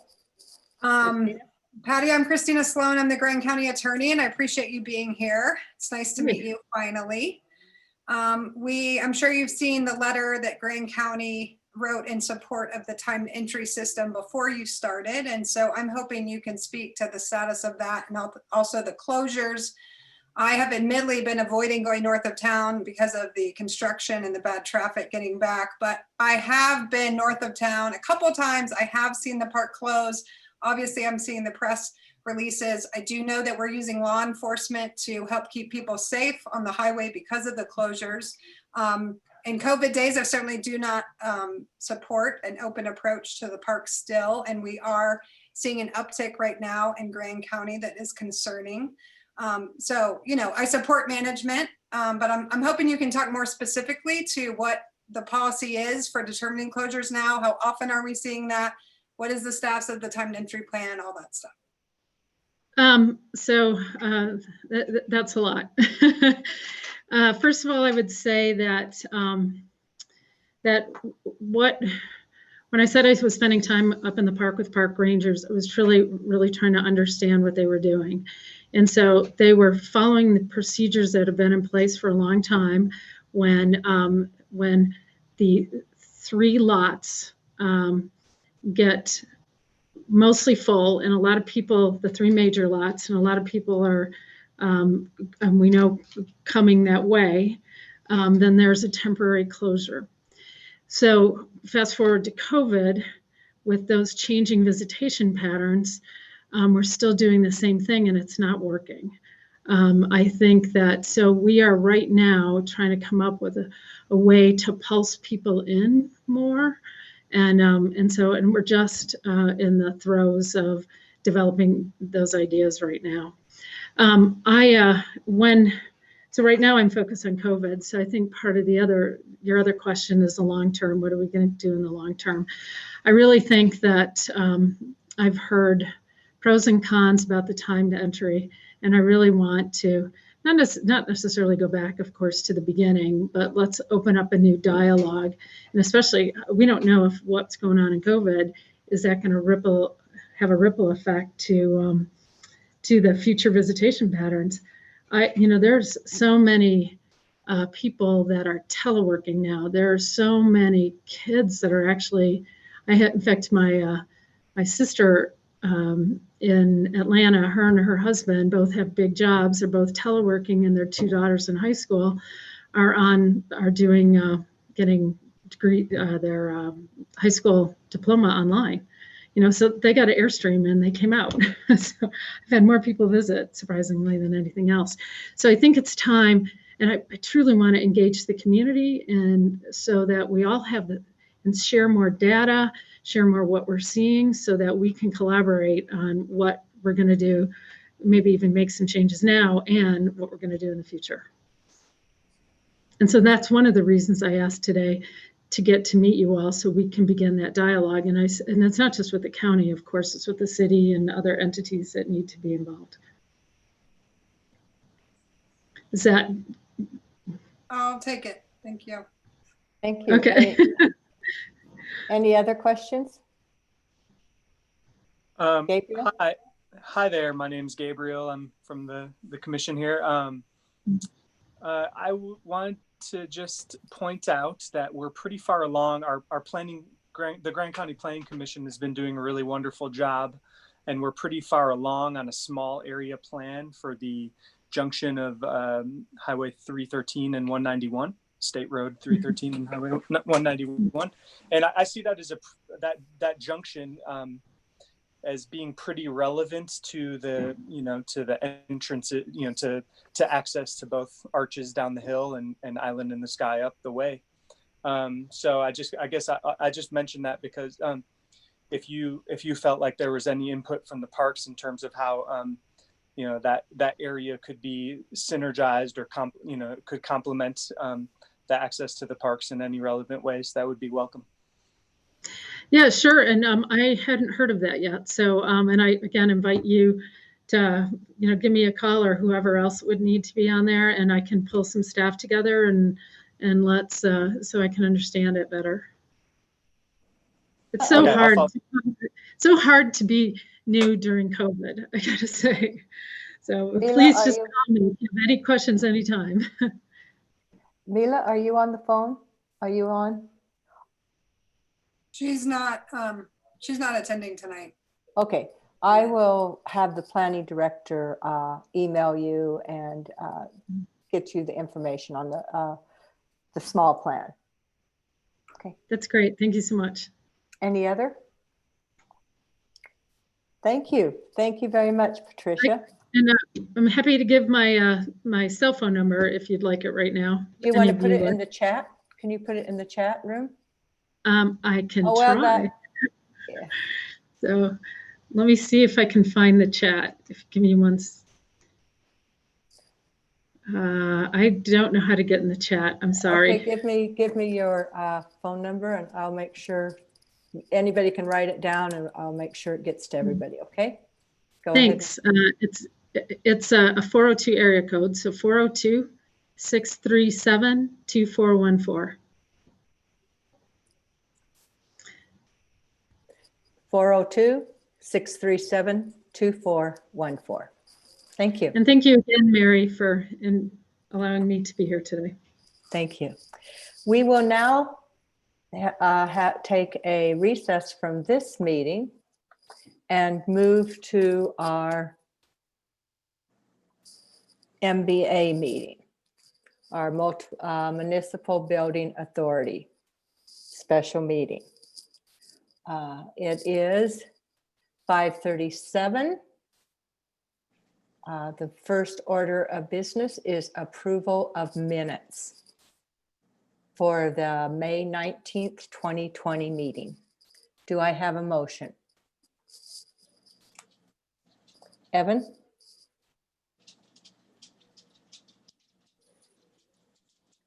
Yes, so moved. So moved. Do I have a second? Second. Motion by Evan, seconded by Greg. All in favor, say aye or raise your hand. Aye. Aye. Aye. We don't have any presentations or discussion items. We are adopting an action item of adopting resolution approving the EMS sublease agreement for use of the Grand County property known as parcel number 0100060035 under lease to the MBA. Chris Baird.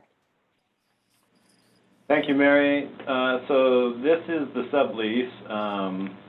If you recall, prior Grand County approved the form for a ground lease for the EMS Special Service District Facilities Project.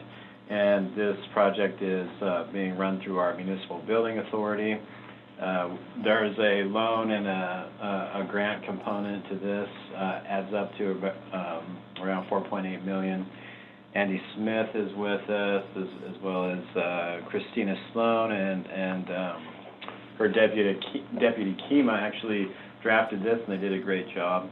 So this resolution would be approving the sublease with the Municipal Building Authority and EMS Special Services District. The main element is that they are agreeing to pay us the same amount as the debt schedule on the CIB loan, and in return, they will have use of the facilities for their purposes. And so I think if there's any technical questions, Christina is here. I don't know if Kima is, but and Andy's also here with us. So that's the gist of it. Does anybody have any questions or comments? Questions? I think only one thing to add also is it is conditional on the closing. So if closing doesn't happen for whatever reason, the sublease is void at that point. Thank you. Any other? And one other thing is that there was some typo corrections that were sent, and so there's a revised resolution that came into your email. So that resolution that we sent out today has some corrections on it, and that's the one that we should be sure to approve. So in the motion, it would be best to say the amended. Yeah, the amended resolution. Okay. So who ever makes the motion, make sure you add that. Okay, are there any questions? Okay, could I have a motion?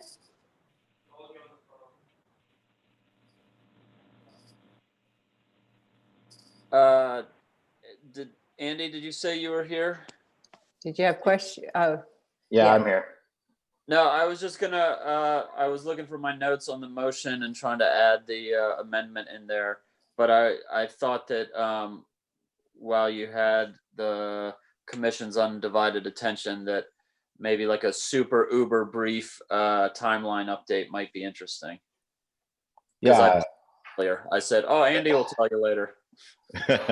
Yeah, absolutely. So this is one of the last components to get the loan closed.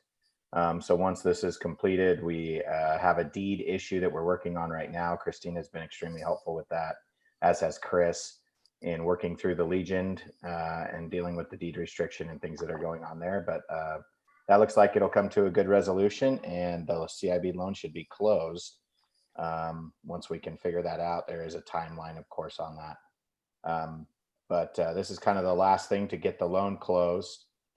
This and the construction contract, which I think the updated one, if I haven't sent it over, I will send it over to both Chris and Christina, but it had some language adjustments that Christina would like to see on there, just for the payment, just understanding that it's a CIB project. So there might be some delay to the payment to the contractor while we wait for reimbursement from CIB. So that was added last. That's been a little while, but we'll get that over. And hopefully this loan can get closed here the next little while, and we'll get that project underway. We've all vacated the location. So all of the EMS, Trails and Transportation, and Sand Flats have all vacated the location, and all utilities have been removed to the building and is ready to be demolished as soon as we get everything in order. And then if it all goes well, groundbreaking on?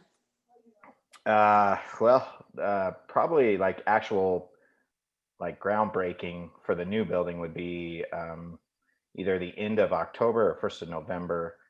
They have 2 weeks scheduled for demo, so it really depends on how quick CIB is willing to close the loan. Great. Sweet. Thanks for that. Chris, can I get a quick recap of the amendment or addition to the motion? And did you say as amended? Yeah, I mean, the changes from maybe what's in the packet is that in the therefore section, the parties were reversed, and so I corrected that. And then I just changed it originally indicated chair, but this is a nonprofit corporation, the MBA is, and so I just changed it to president. Right. So two just very minor changes, and they were just more kind of typo-esque type things, but important, obviously, that we get the parties straight, and Christina reviewed that and approved it, so. So, We want- Madam President, I would move to approve the proposed resolution with the edits and amendments mentioned, authorizing and approving the sublease agreement with the Grand County Emergency Medical Services Special Service District for use of real property known as parcel number 01-0006-0035 in the form attached in the packet with the edits discussed. Thank you, Evan, seconded by Greg. Discussion? Seeing none, does this have to be a roll call, Chris? Since it's money? No, I mean, Quinn will record if there are any opposition. Okay, all in favor, say aye, or raise your hand. Aye. or both. Aye. Okay, passes unanimously. Thank you. This, let me get back to the agenda. We don't have any public hearing, future consideration, or closed session, so this meeting is adjourned. And we will return 5:40. at the time is 5:45. We will return to our regularly scheduled meeting. Okay, we have presentations. A long meeting today. Presentations by GBS Benefits on the Grand County Insurance Benefits 2020 options. Joe DeLissis? I'm not sure if I pronounced that right. I'll introduce this agenda item also. Okay, thank So you. GBS is our broker for benefits, and they've been negotiating with Cigna, who's our health benefits provider. Our utilization came in a bit high on our benefits, and so I believe the original renewal proposal was about a 23% increase, which is a lot. GBS negotiated that down to 9.25%, which is probably fair considering our utilization. However, because we're going to take a substantial loss from COVID-related revenue decreases in spring, and I kind of calculated that even if we have a strong year for the rest of the year, that we're still going to lose, about 2.1 million versus what we brought in for 2019. And so I did ask GBS staff to go back to Cigna and provide us with a couple lower price renewal options. And I also asked them to look into our benefits package and benchmark it against other public entities so that we can get an idea of where we're at in relation to the benefits package that are being provided to other public entities. And so with that, Joe has created a presentation. And so Joe, if you want to just share your screen with the presentation and take it from here.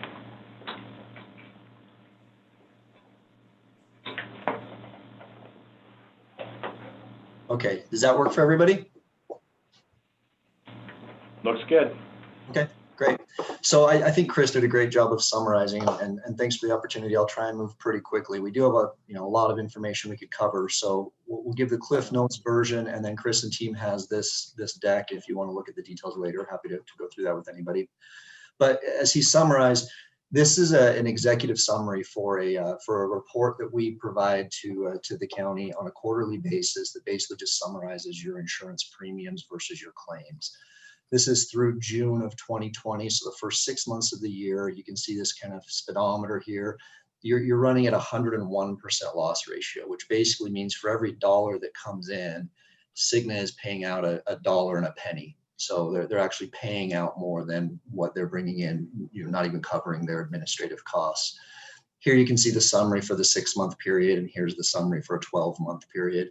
So you can see on this rolling 12-month period, total claims of medical and pharmacy claims are up 46%. So to Chris's point, running a little bit hotter than what we typically like to see. So in terms of the renewal, Chris hit on this, but the original renewal came out at 23.46%. Not a great number, not a number any of us were excited about, but as Chris mentioned, a number that's unfortunately justifiable given the nature of the claims today. However, after a lot of hard work and a commitment from Cigna to the county, they really value you as a partner and want to keep your business. They were willing to come down off that renewal to a 9.25% increase. As Chris mentioned, that's still a big number. I mean, it's a $250,000 increase in your medical benefits year over year. So we did go back to Cigna and asked for a couple of different options. One is showing with deductible changes. The other is showing with deductible and out-of-pocket max changes. And you can see with those, what we would call benefit buy downs. So diluting the benefit just a little bit, as we'll get into in a minute here, you can get that 9.25% increase down to 7.2% or 6.2%. These next couple of pages just show the details of the plan. So this is your current PPO plan or your buy-up plan, your $1,000 deductible, shows a high level of the benefits. And then here's the premiums by employee, two-party, and family. Here's your HSA option, the $2,000 plan, and then those individual premiums.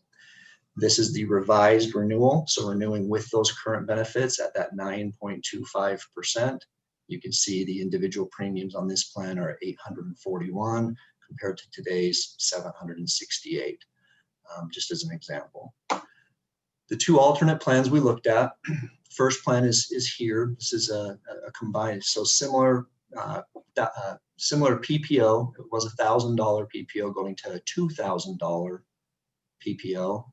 And then an HSA that you currently have a $2,000 HSA, it's going to a $3,000 HSA. So these are your deductibles is what I'm talking about. So prior to insurance, actually the insurance company paying anything, this is what a member would pay out of pocket as an individual, is the $2,000.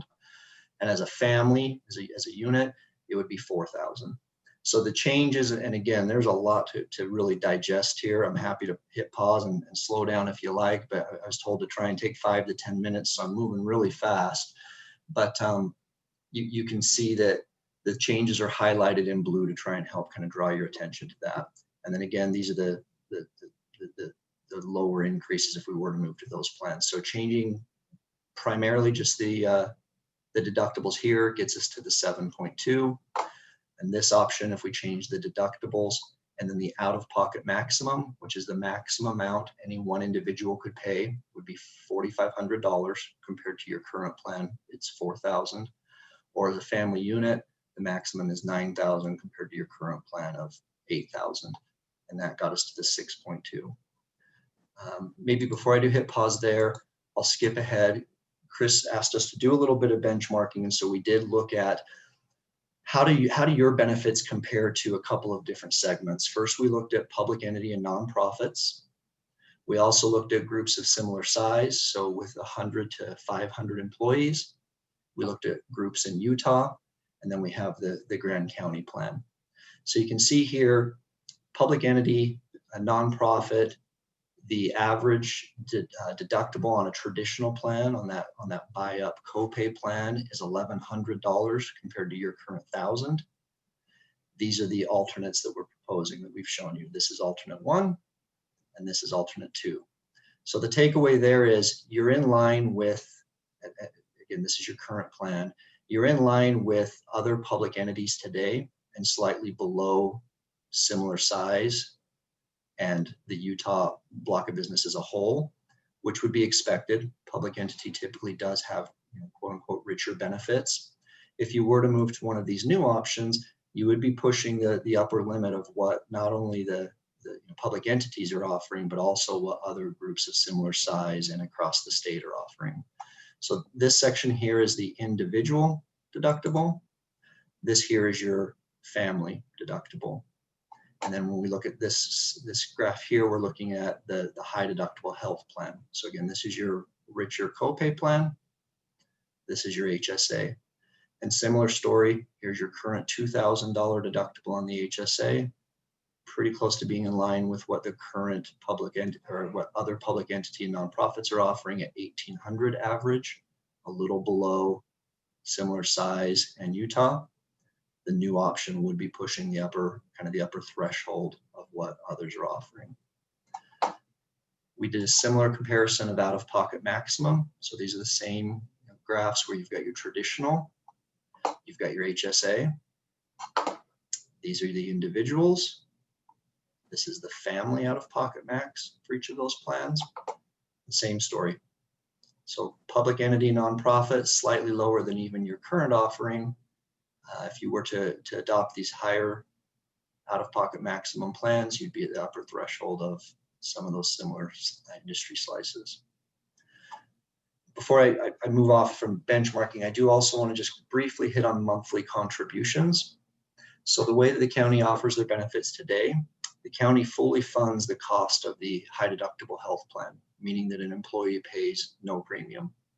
And then you offer a copay plan, or this buy up $1,000 plan at $108 for a single or $265 for a family.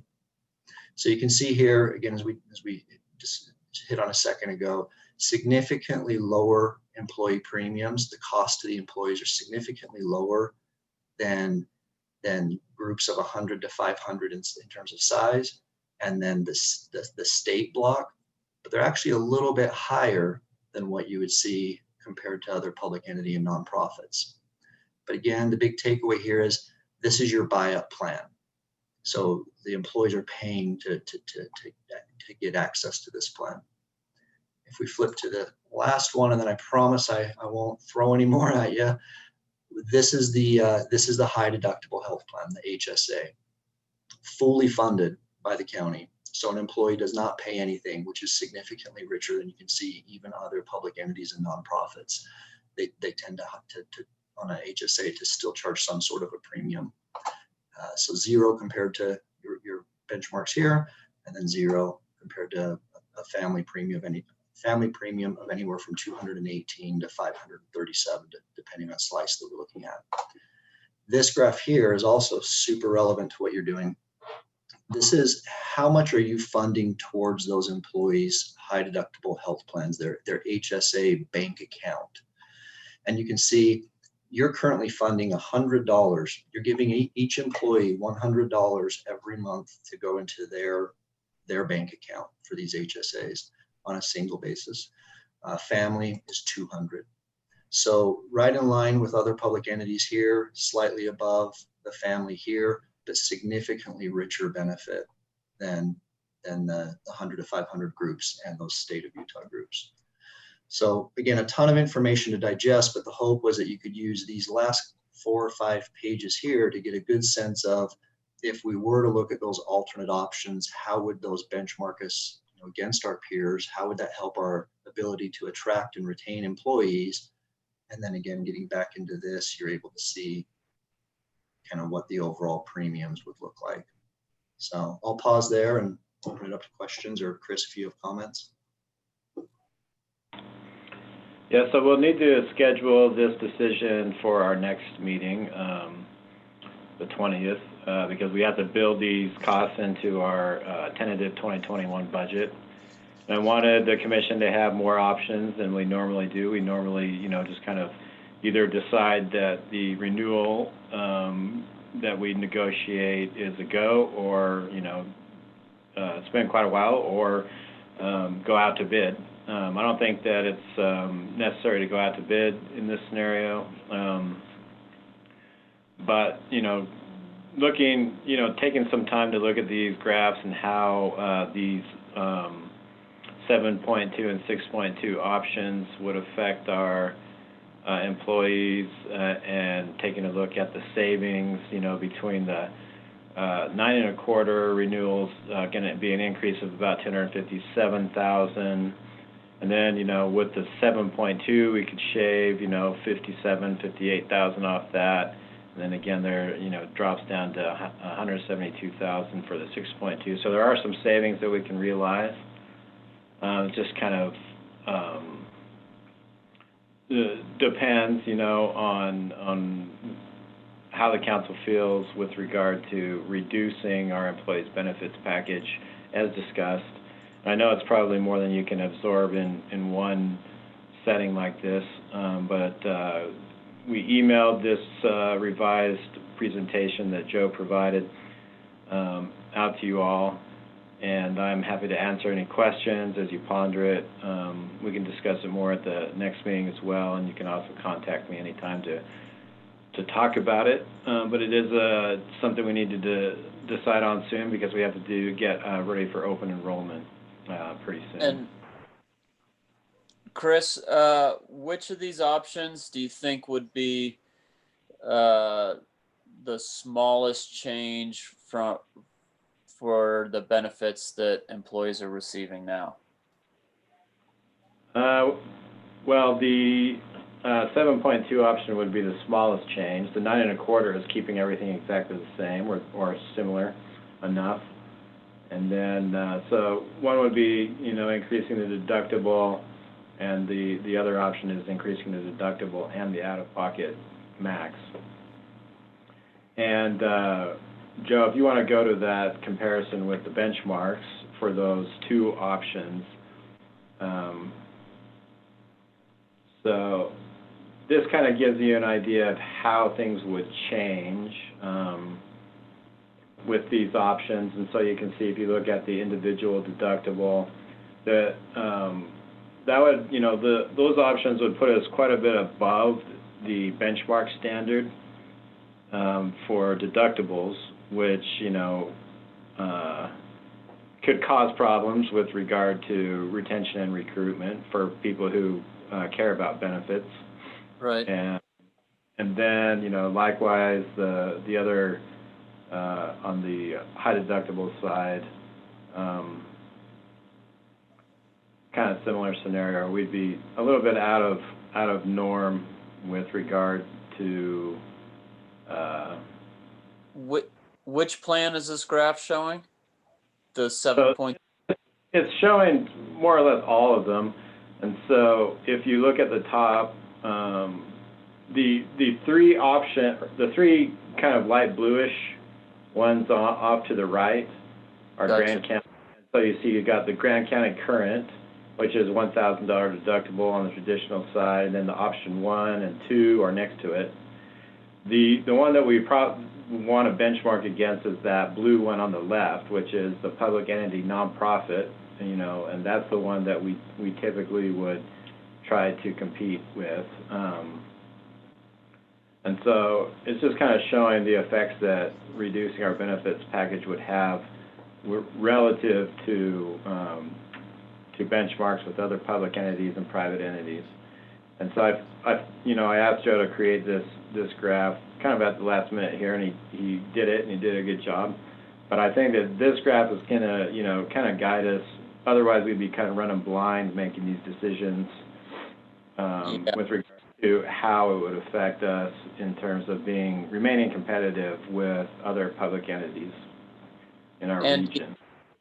Do you think this year with the higher claims, was that an anomaly, or was that seemed to be a pattern that there's been more and more each year? Joe, do you want to answer that? Sure. So I hate to say it, Evan, but I feel like it is a little bit more of a pattern, simply because, as I mentioned earlier, we were comparing a 6-month look back. So this is January 2020 through June 2020, so year to date. And you can see claims are up about 19%. But when we look at a snapshot that goes a little further back and look at a rolling 12, so going all the way back to July of 2019, you can see claims are actually up 46%. So, I mean, you could look at that a couple of different ways, but I guess one way to look at it is things are actually, if the right word is, cooling down, where, it's gotten a little bit better in the most recent 6-month period. I will, asterisk that though and say that's to be expected. I had the opportunity to sit through the first 2 hours of this call, and I know there's been a lot of talk about COVID. COVID has also affected claims utilization. Claims utilization across the industry is down March, April, and May. So what's going to be interesting to see is if this was a kink in the hose and these claims start to go back up as people come out from coronavirus, or if that utilization just kind of goes away and you continue to run better. Right. So yeah, and then another component to consider is our contribution to the higher deductible plan and the HSA contribution. And I don't know, Joe, if you have it in this presentation, but the utilization from the HSA side is very low.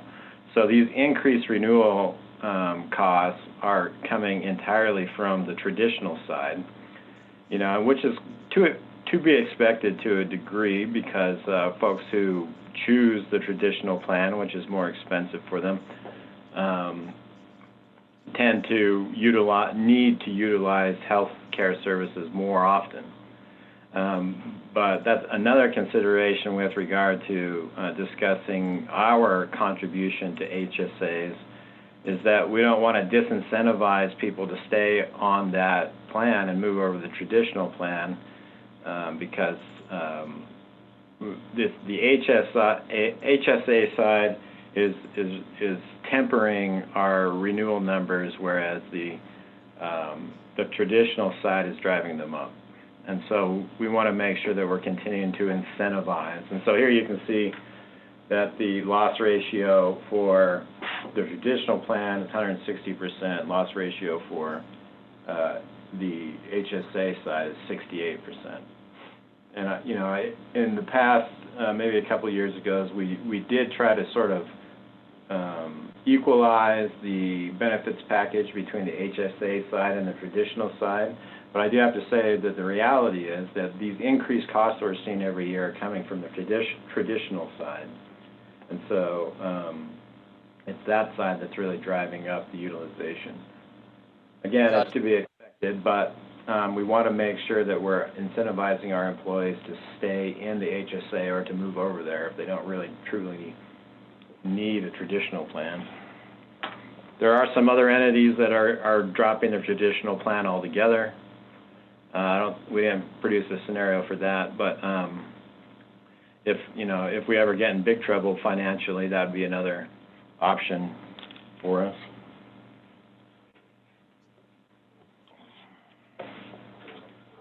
But anyway, I just encourage you all to kind of think about it and you know, be prepared to make a decision in 2 weeks. Right. Thank you. Any other questions? A big decision. Mary, it's Renee. I just wanted to add I am available if anybody else has any questions or would like to see some of the materials even from last year. I can provide those back reports. So Thank you, Renee. Any further questions? Thank you, Joe. Thank you, Chris. Thank you. Chris Baird will be leaving the meeting. We are to our second public comment period, our citizens to be heard. So if you want to be heard, dial 669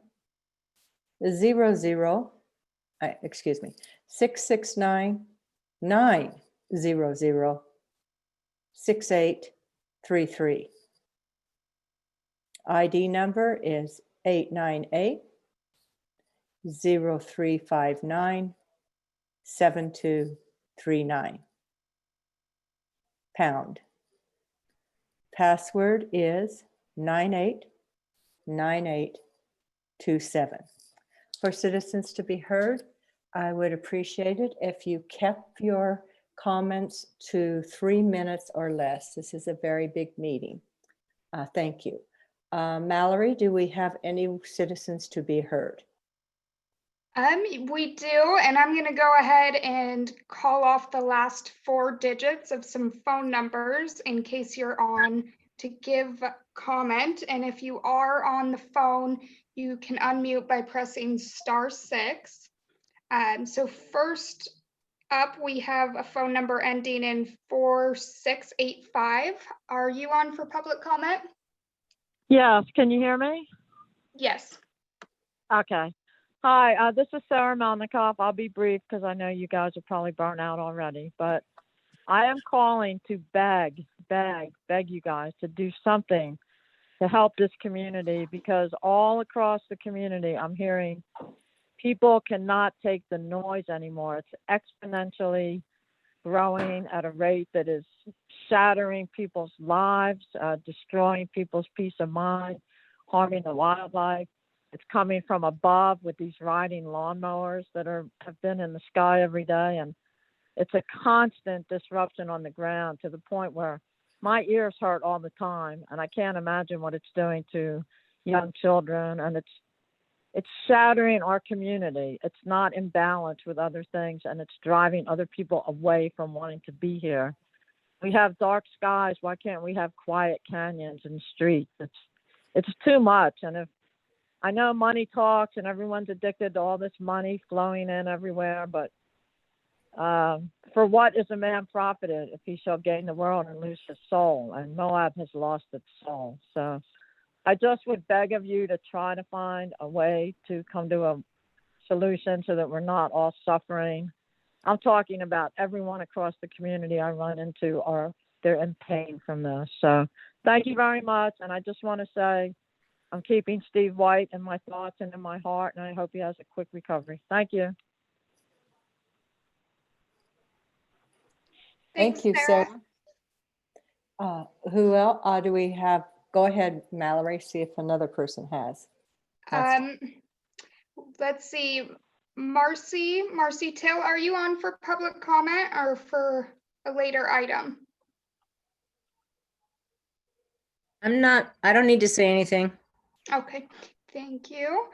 Let's see, we have a phone number ending in 1650. If you're on for public comment, please press *6 and unmute. Okay. How about a phone number ending in 0261?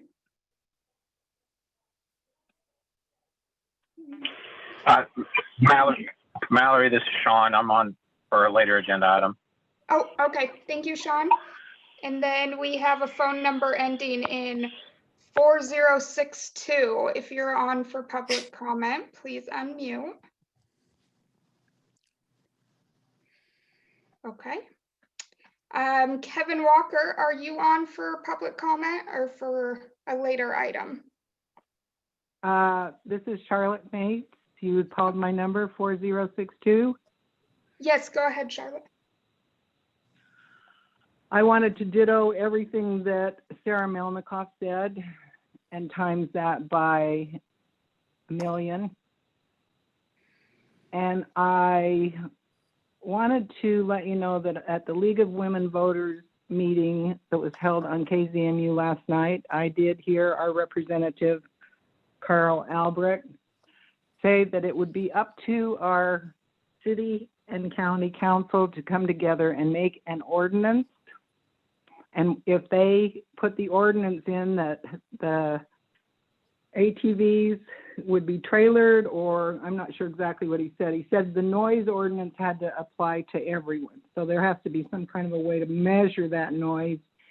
And I did call the police twice on Saturday night because I could not hear myself think in my own backyard. And the decibels were out of control. And the first time I called, I really, I'm losing patience, as Sarah said, as are most of the people in Moab losing patience with the noise level. And the second time I called, the police said they could not do anything about it because they were not staffed adequately, and that it would be up to the councils to come up with the ordinance so that they could then enforce it. So I am begging you, before too many domestic violence attacks happen on our visitors, that you do something about this and get that damn ordinance into play immediately. Thank you for your time and attention. Thank you, Charlotte. Mary, I would like to weigh in just briefly on that if I could. Well, a couple of citizens who are concerned about the noise are on. We're going to have a joint city-county meeting on October 20th to talk about UTV noise at 2 p.m. and I encourage people to watch that meeting. The city is also having a meeting on October 13th. Well, it's the regular meeting. They're going to be talking about the noise. Both the city and the county already have noise ordinances that actually is impractical to help us. So Representative Albrecht is, his statements, I don't think are practically helpful. There might be some nuances where we can tweak our noise ordinance, but Brett Edge, Chief Edge, is going to do a presentation on the 13th to the city and then do a similar presentation on the 20th about why measuring noise on a highway is impractical. Part of it's an equipment issue and we don't have the equipment to do it, and part of it's an isolation issue. Part of it's the issue that it's not a idling noise issue, it's at speed noise issue. And you have to actually isolate and then get a vehicle up to speed, and you have to all do that off the highway. So there's a lot there, but do know that the city and county both have been working on this issue. And so we're going to have updates for the public on the 20th. So please tune in at 2 p.m. I apologize, but I don't recognize. This is Charlotte Mates. You did not identify yourself before speaking. Who just made all those comments? Christina That was Sloan. our Christina Sloan, our county attorney. Thank you very much. Okay, anybody else? Mallory? I was gonna check if Kevin is on for public comment. Yes, I was not on for public comment, but after listening to Sarah and Charlotte and Chrissy, I just have a brief comment. I think I've been looking at a lot of noise ordinances from towns around Utah, and some of them seem like they might make a good difference. In particular, Paradise, Utah. Maybe the city or county attorney might have a look at that one. I've also been measuring noise, and I think there are ways that we can solve those problems that Christina alluded to. So perhaps this could be discussed more in the future meetings. Sorry to take up your time. Thank you. Anyone else? Michael, are you on for comment or just listening?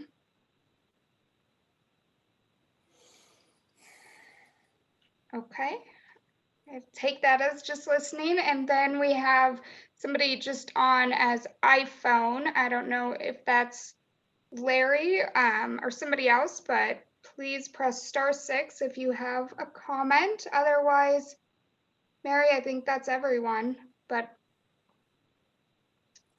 Thank you, Mallory. Sorry, the person on their iPhone unmuted, so. Go ahead. Introduce yourself and take less than 3 minutes. Thank you. Yeah, my name is Brett Stewart. I'll be engaging in the conversation coming up on the next agenda or on the next topic. This is your opportunity to share with the public. This is your opportunity to have citizens to be heard. Okay, so my name is Brett Stewart. I'm the president of Utah HV Advocates. I'm also a friend of the promoters, and I was also scheduled to be a guide for the Rally on the Rocks. There was 3 stipulations put into their permit last year, which kind of made it so they had to cancel this year, which was disappointing to a lot of people, and it was very expensive to have to cancel the event. But one of them is the stipulation was about the street legal law, saying that you can't operate after hours on any streets, even if you're street legal. And I submitted an electronic comment, and it states the law number that says that no city, county, or anybody can basically discriminate one motorized vehicle over another if they're street legal. So that would be impossible for the promoters to enforce. That would be breaking Utah state law. The other thing is the OEM. Of course, there's a discussion going on that. When you say that you'd like them to donate to the charity in the local community, one of their vendors is actually sells aftermarket products for the mufflers. And they actually sell one that's quieter than OEM for hunters and so forth, or people that don't like the noise. So it'd be a shame to not allow anybody into the event that didn't have the OEM exhaust on it. The other one I'd like to make notice is that a group of us sat at your leisure and had a meeting with the mayor's staff about a year ago. The attorney was there. His name's Joel. and one of her staffers, and we had about 10 items that we had some really good ideas on how we could make the OHV a little bit more friendly for the community of Moab, because I feel your pain, I feel your concern, and we had some great ideas. They really liked the ideas, but I reached out to them about a month later after the meeting, and they would not engage. They wouldn't return my calls. So my question is, do they care? I think they care. I know we care. So, you know, that was a bit disappointing that they didn't want to follow through on some of the ideas that we had. So,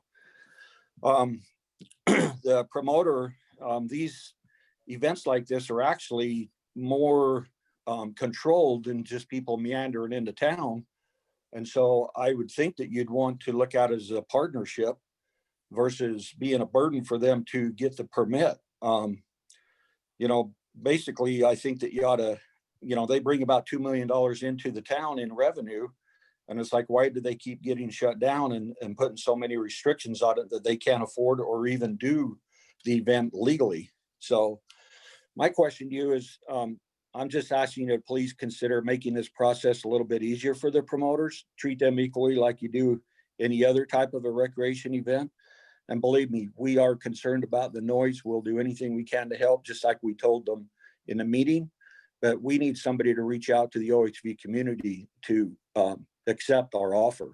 So anyway, thank you for allowing me to voice my opinion. Okay, thank you. Did you get that name, Quinn? Yes, Brett. Excuse me, Brett.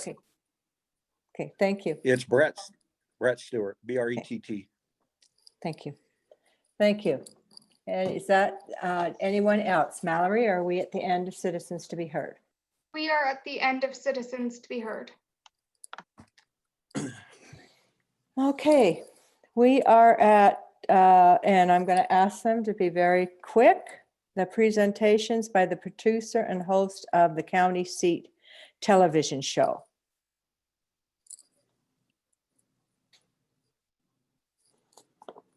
We can't hear you. Hello?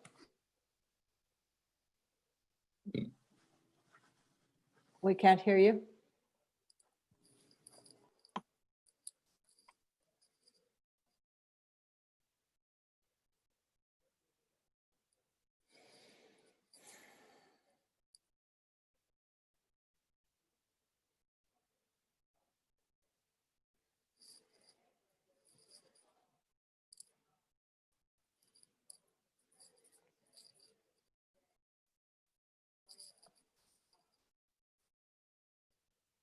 Can we hear you? We're going to go to our next presentation and then come back to you when we're done. Christina? Okay, I'm gonna have to share my screen to get this started. So let's do that. I think this is gonna go big. Everyone can see that? Can you guys see that? Mary, can you see it? Okay. Sorry to be that person. But I can't see what you can see. Okay, so I know it's been a long meeting. I'm going to ask you to exercise your brain a little bit here, because I do want to go over some things that aren't being covered in the local media and where there's still a lot of misunderstanding with the community. We're going to talk through, let me minimize this, reading the 1992 plan, death of the 3-person commission default, and ballot outcomes. And I will spend a good bit of time on that because I know that's really what people care about the most. Except it's not advancing. Oh yeah, it's all about voters' choice, and that is why the commission has acted. So starting with reading the 1992 plan. This is important, and I'm going to get into a little bit of legal analysis, but it's important because issues with the plan have been reading problems. They have not been drafting problems. They have not been plan problems. I've been pushed down an item on the. So it's important to keep in mind that our 1992 plan set up the Utah's first expanded commission form of government. I'm going to walk you through how that was done. It was done through a combination of the traditional management arrangement form, and that language is used in our 1992 plan, which was defined in 1992 statutes as the commission, and an optional structural form, which was the general county modified that you often hear people refer to. As the change in form of government and statutes have changed over time, these management arrangement forms have evolved into our permissible forms of government you see now in Chapter 52A. The structural forms have evolved for a period of time into permissive extras and optional plans for county government until they were eliminated altogether from the form of government statute. So the emphasis on the management arrangement in the 1992 plan is very important. In 1992, what the optional structural form did was it gave us more than 3 members on the governing body, and it gave us districts. All forms of government in 1992, other than the 3-person commission, were called councils.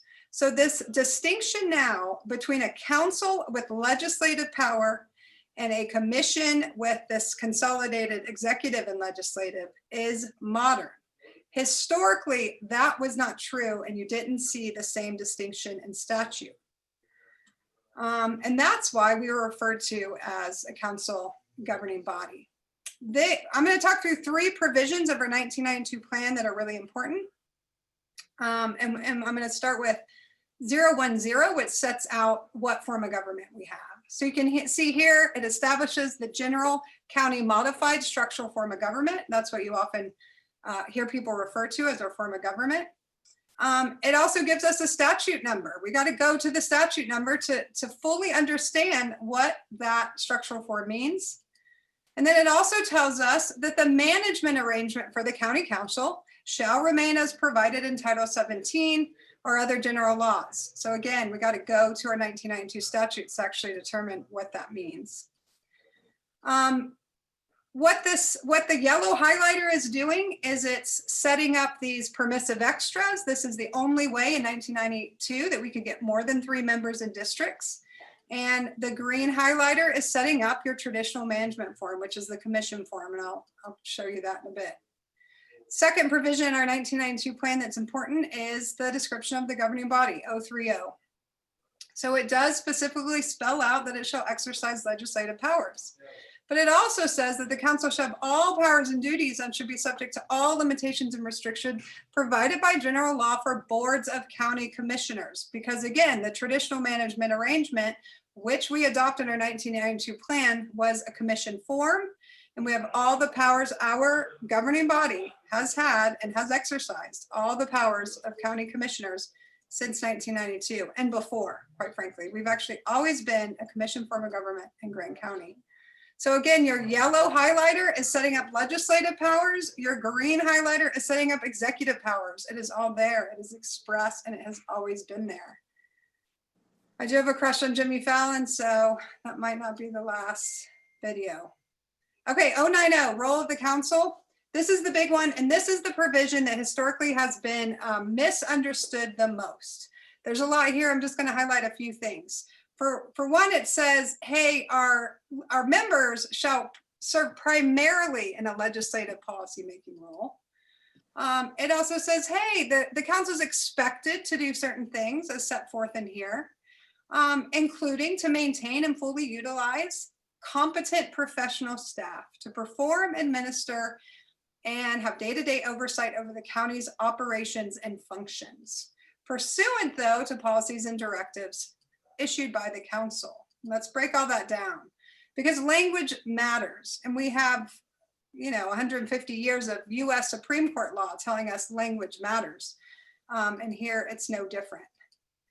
So primarily, this sets forth expressly that, hey, we want the council to focus on its legislative duties. But secondarily, there's still executive power here. And nothing in this provision, nothing in the 1992 plan delegates away executive power.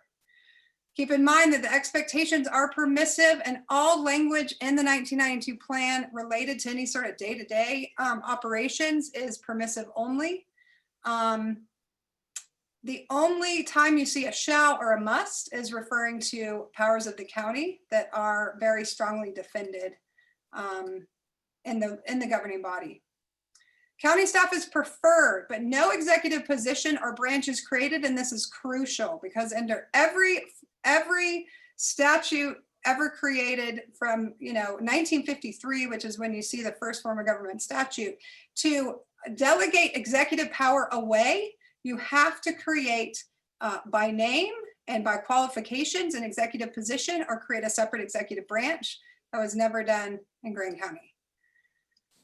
Talks about operations and functions. Operation functions are duties. They are not powers.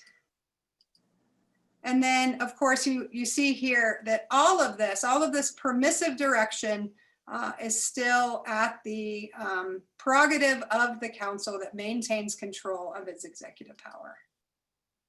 Okay, so that was the 1992 plan. Now I want to focus just a little bit on 1992 statutes, because again, that's really important. This is the statute 1735A-7, and the form of government statute used to be 35A. It evolved many times into what's now 52A. But it says here, hey, here's what optional plans can approve. And one of these, one of the structures that we could have is 1C. One of the optional forms of structural arrangements joined with the management arrangement for county government provided by its Title 17. Again, that's referring to your traditional commission form of government. Check out, for example, subsection B here. It actually says, hey, you could have the traditional structural arrangement joined with an optional management arrangement. That's not what we chose, and the drafters and then later the voters upheld the structure we did choose, which was an optional structural form, because that is what got us more than 3 people in districts, and also the traditional management arrangement, which of course was the commission form, which we'll continue to talk through. These are the 4 optional structural forms that were set out in 1992. You'll see this 1977 here. That is because this statute as of 1992 had not changed since 1977. That's when it was adopted. So one of the optional forms is the general county modified. And you see here in this highlighter that, again, this is how we get more than 3 members in districts. It was the only way we could do it back then. It does talk about legislative powers here. That's because this is a structural optional form. It's the management arrangement form where you see executive power. And that was as intended by our Utah legislature. So in 1992, to find out more about this commission form, you got to go to chapters 4 and 5. I'm giving you 3 sections of chapter 4, and every single section in chapter 5 back from 1992 sets forth the powers of the county commission.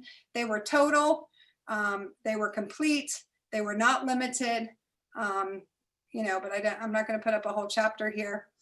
Yellow highlighter here, counties have the powers specified in this title and such other powers as are necessarily implied. Powers of a county can be exercised only by the Board of County Commissioners. That's, again, unless you chose another optional arrangement, which we did not do. We chose the traditional. And then the general powers section in 17-4-3, again, the 1992 version, set forth various executive powers. You also see a couple of provisions in chapter 5 that set forth expressly executive powers. It's all right there in the statute. We just haven't gone back to the statute in a while. This is the election code at the time, and it also defines county executive means the county commission and the traditional management arrangement, the same language you see in our 1992 plan. It all flows directly from statute in 1992. So it was there all this time. We have been a commission all this time. We were called a council because that's the only way we got more than 3 members and we got districts. I will say, as to the 3 prohibited provisions that have now been pulled out, those were silent in statute in 1992, so the structural form didn't get us that. It was later prohibited. It just wasn't addressed back then. All right, so what does all this mean? We have been an expanded commission all this time. In fact, we were Utah's first expanded commission. An expanded commission did not exist back in 1992 by name. Again, it was that combination of the 2 in that very first statute I read to you, 17-35A-7. And The expanded commission was codified by name not until 2000. So quite a long time after we first adopted it. So our FOG amendment, August 21, 2020. What does it do? It does three things primarily. It clarifies our expanded commission status by express language instead of just integration of statutes, which is how the 1992 plan was set up, which admittedly is hard to read for your average person. So all we did was clarify what I just went through, that we have been an expanded commission and we still are. It updates the council's name to a commission to reflect the modern usage of the term in current statute. Again, that the way council versus commission has been used through the years has really changed. And back in 1992, everything but a 3-person commission was called a council. We needed to update it. And then we removed the permissive language regarding delegation of executive duties for clarity's sake only, because that 090 that we read through, that's the big long section, that did create confusion again with folks, normal folks who are reading the plan. And so all we did was integrate language used under statute describing the consolidation of legislative and executive powers in the commission, which again, we've had since always, but certainly since 1992 is all expressly set out in there. Okay, so we did the FOG amendment. What does that mean? That means the 3-person commission default is dead. And I'm gonna go through a little bit more. One of my favorite movies, Let's Cheer. I think we can all agree that it's the 3-person default is not something we wanted. Okay, we all know that the county was sued by 3 citizens, and we got a ruling last Thursday on October 1. Here is the gist of what Judge Torgerson ruled. He ruled that the council's initiation of the study committee plan, not its adoption, but the initiation, avoided the default to a 3-member commission. This is finding of fact number 9. He found that the 1992 plan is an optional plan, amendable by the council under section 504. This is in part 4 where it discusses plan amendments. And it's also permitted expressly by the 1992 plan and the 1992 statutes. He makes all those findings.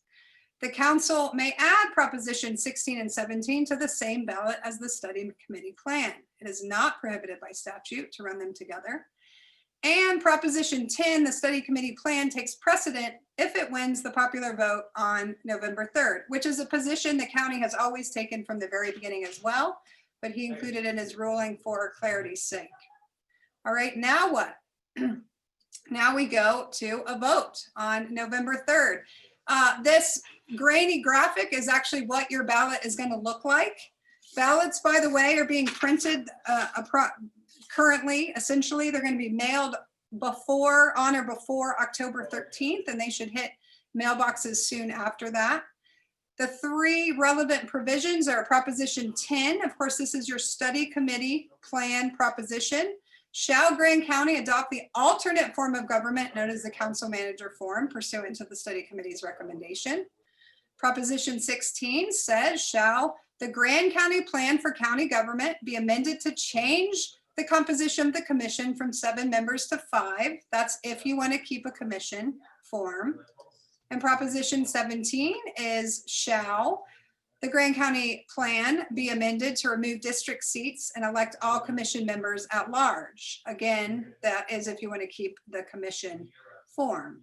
So the county acted to place all these propositions on one ballot to give the community the most choice it can at one time, at savings, by the way, and the litigation showed that a special election on Proposition 16 and 17 later would cost about $30,000.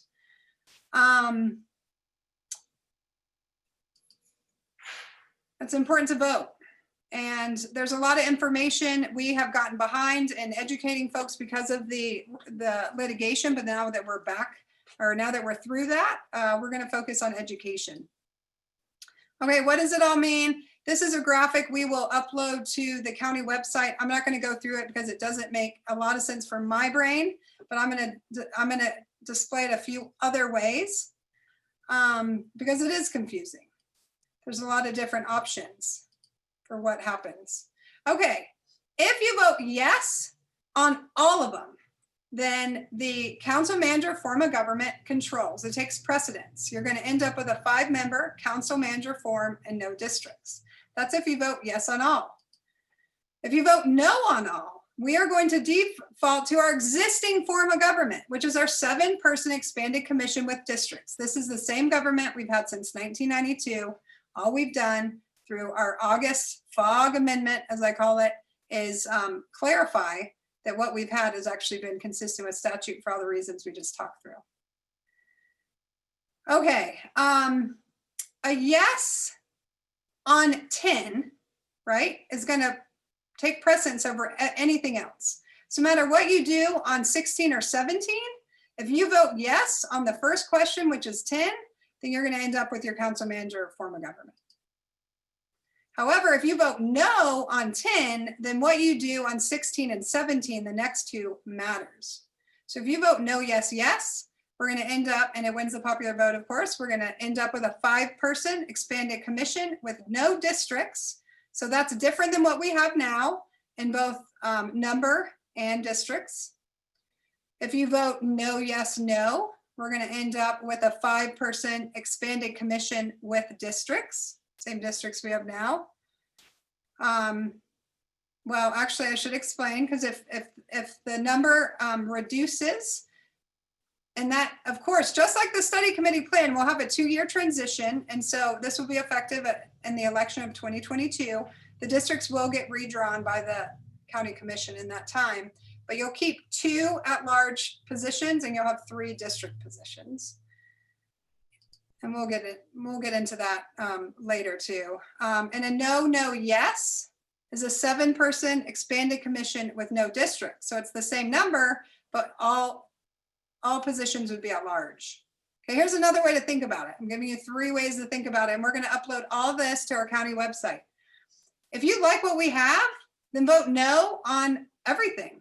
Okay, that's going to again preserve our 7-person expanded commission with districts. If you think we can improve, well, number one, if that's because you want a different form of government and you like the council manager form of government, which gives us a separate executive branch, vote yes on Proposition 10. If you like, well, if you're interested in 5 versus 7, you have 2 choices. So you will end up with 5 members, and if you vote yes on Prop 10, which is the study committee form, council manager form, or you can end up with 5 if you vote yes on question 16, Proposition 16.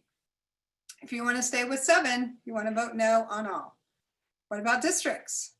If you like districts, then you're going to vote no on the study committee plan, because that's all at large, and no on 17. So we'll keep disseminating this information to folks. There's a lot more that I didn't cover. I wanted to keep it as concise as possible. I really wanted to focus on the legal stuff.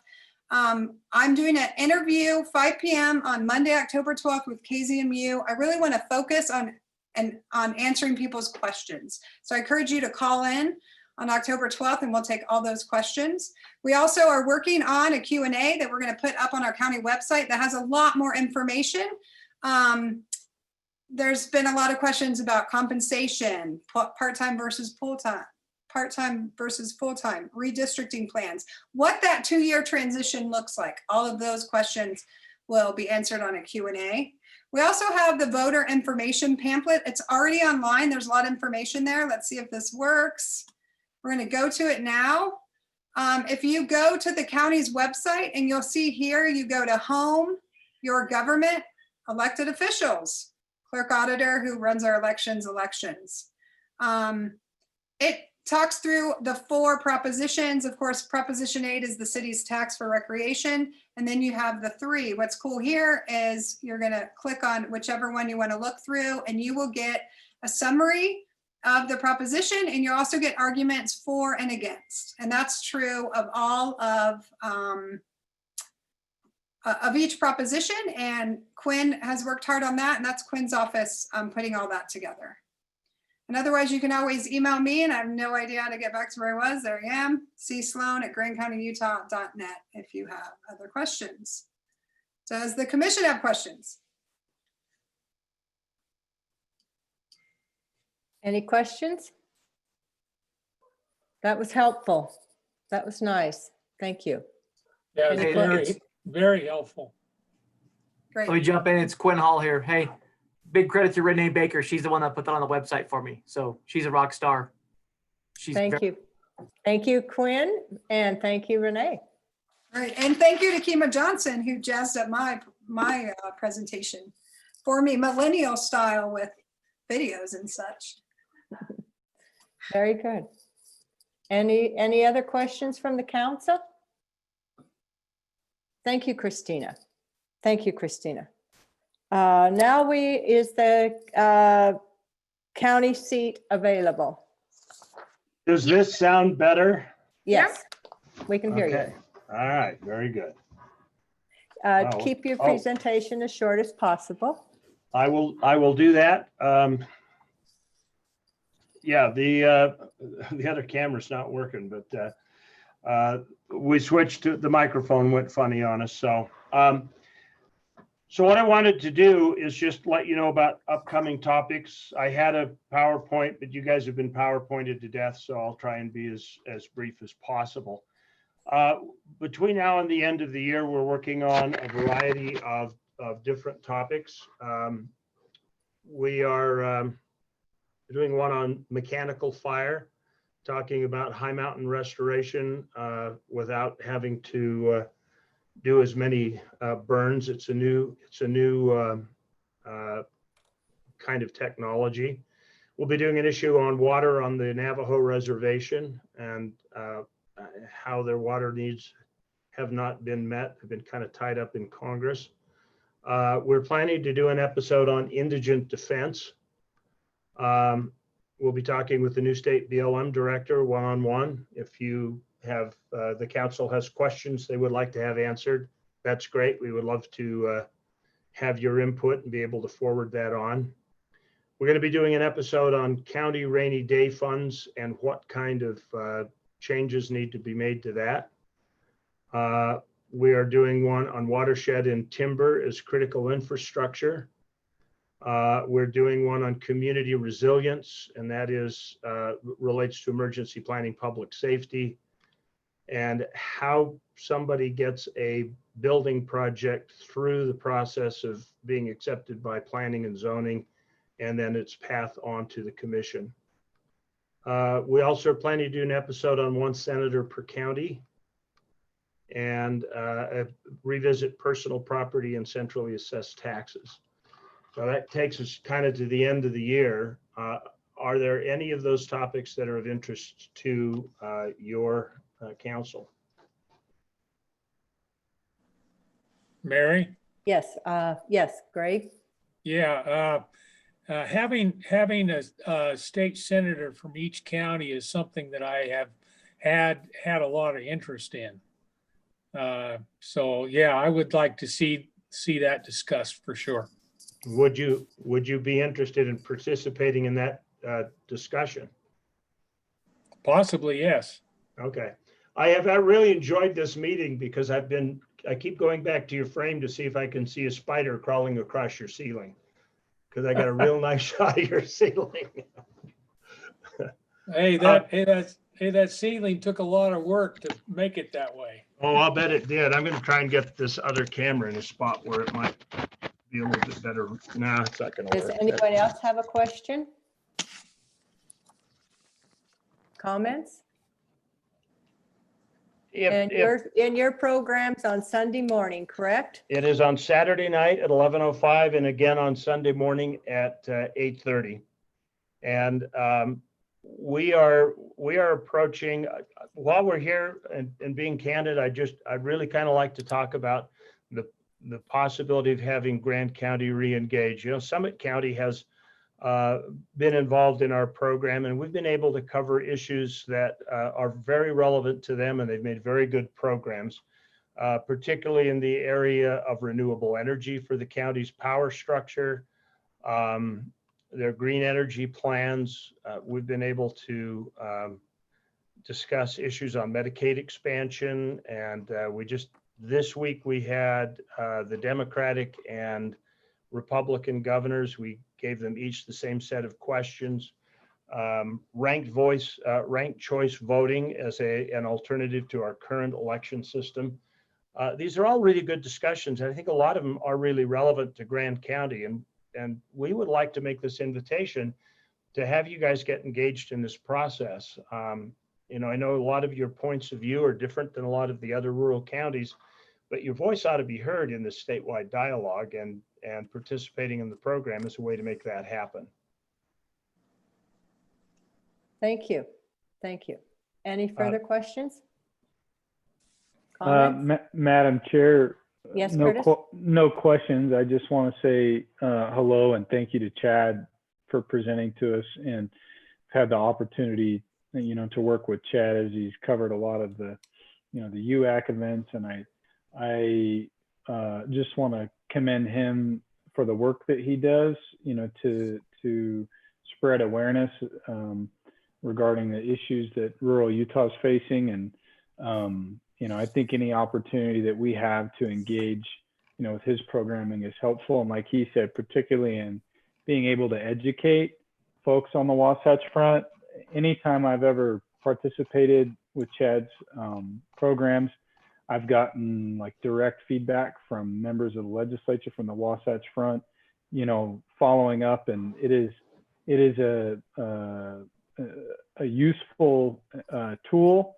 And I think in particular on a lot of the issues that we're trying to gain ground at the legislature, I think Chad's program and you know, opportunities to work with him are a great benefit to the citizens of Grand County. So thank you, Chad.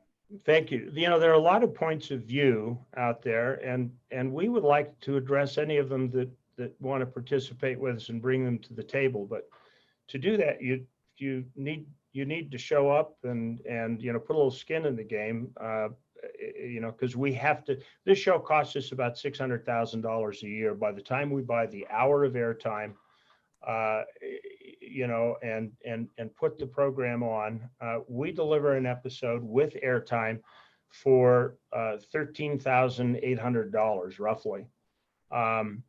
And you know, if you were to go to Channel 4 and ask them to produce a series for you, one episode, they would charge you $36,000. So, you know, this is a good way for counties, particularly if you bundle up in groups, or there's a point of view that we're about to discuss that you have an alternative opinion on.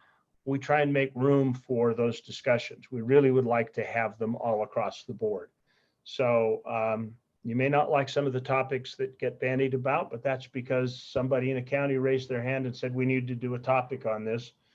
We put the information out, and if somebody else has a different point of view in the counties and they want to protect it or present their point of view, we want it engaged. This really is supposed to be a voice of the counties and deal with the issues important to counties. And I think that Grand County's had a couple of things that have come up in the last year or so that a broader public discussion would really have helped the general state's understanding about it. That's just my opinion.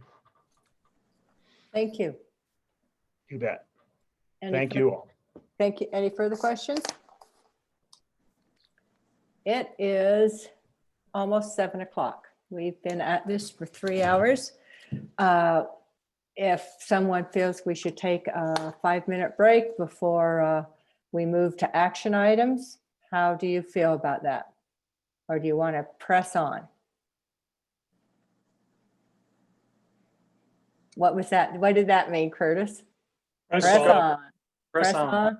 Okay, we will press on. We are on action item 1, approving extension of the declaration of local emergencies to December 30th, 2020. Mallory, Nassau. Sorry, terrible timing with dogs barking. But I'm doing this instead of Chris because Chris had to leave. But what we're doing is just extending the declaration of the local emergency to December 30th. So that allows us to continue doing certain things. It extends, I believe, some of our reimbursement potentials for COVID. A number of things that, in my opinion, really does no harm to have in place.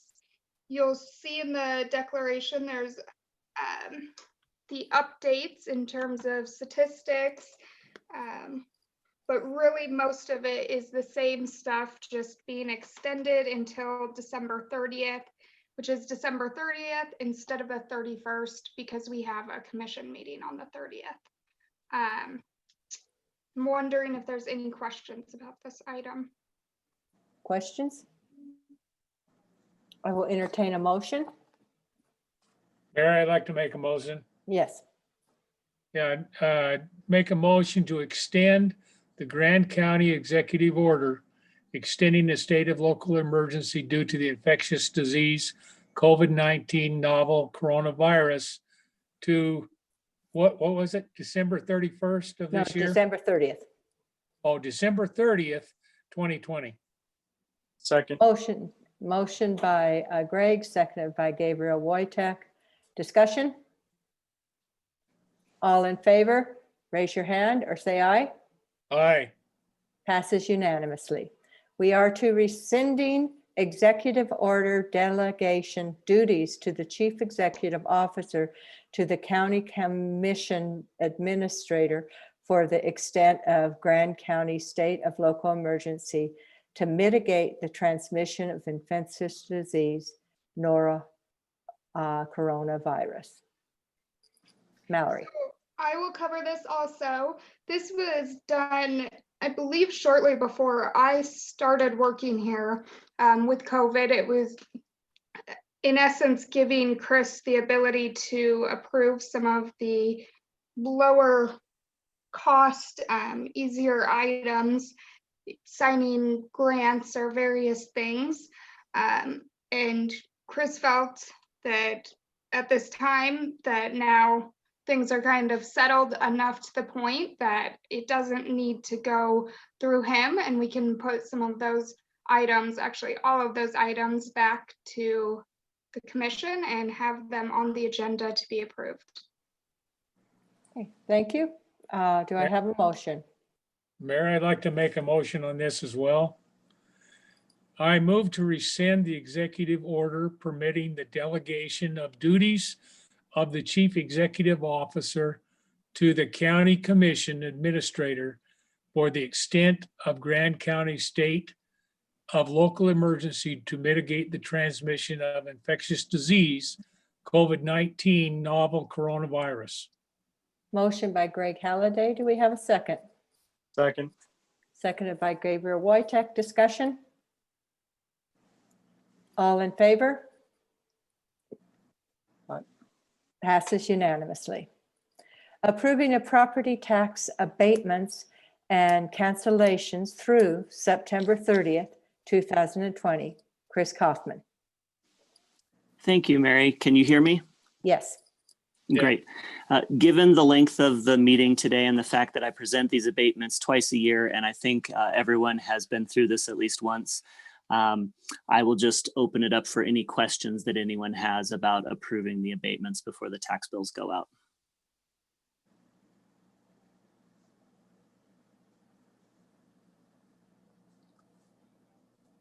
It was very thorough in the packet, and I have no questions.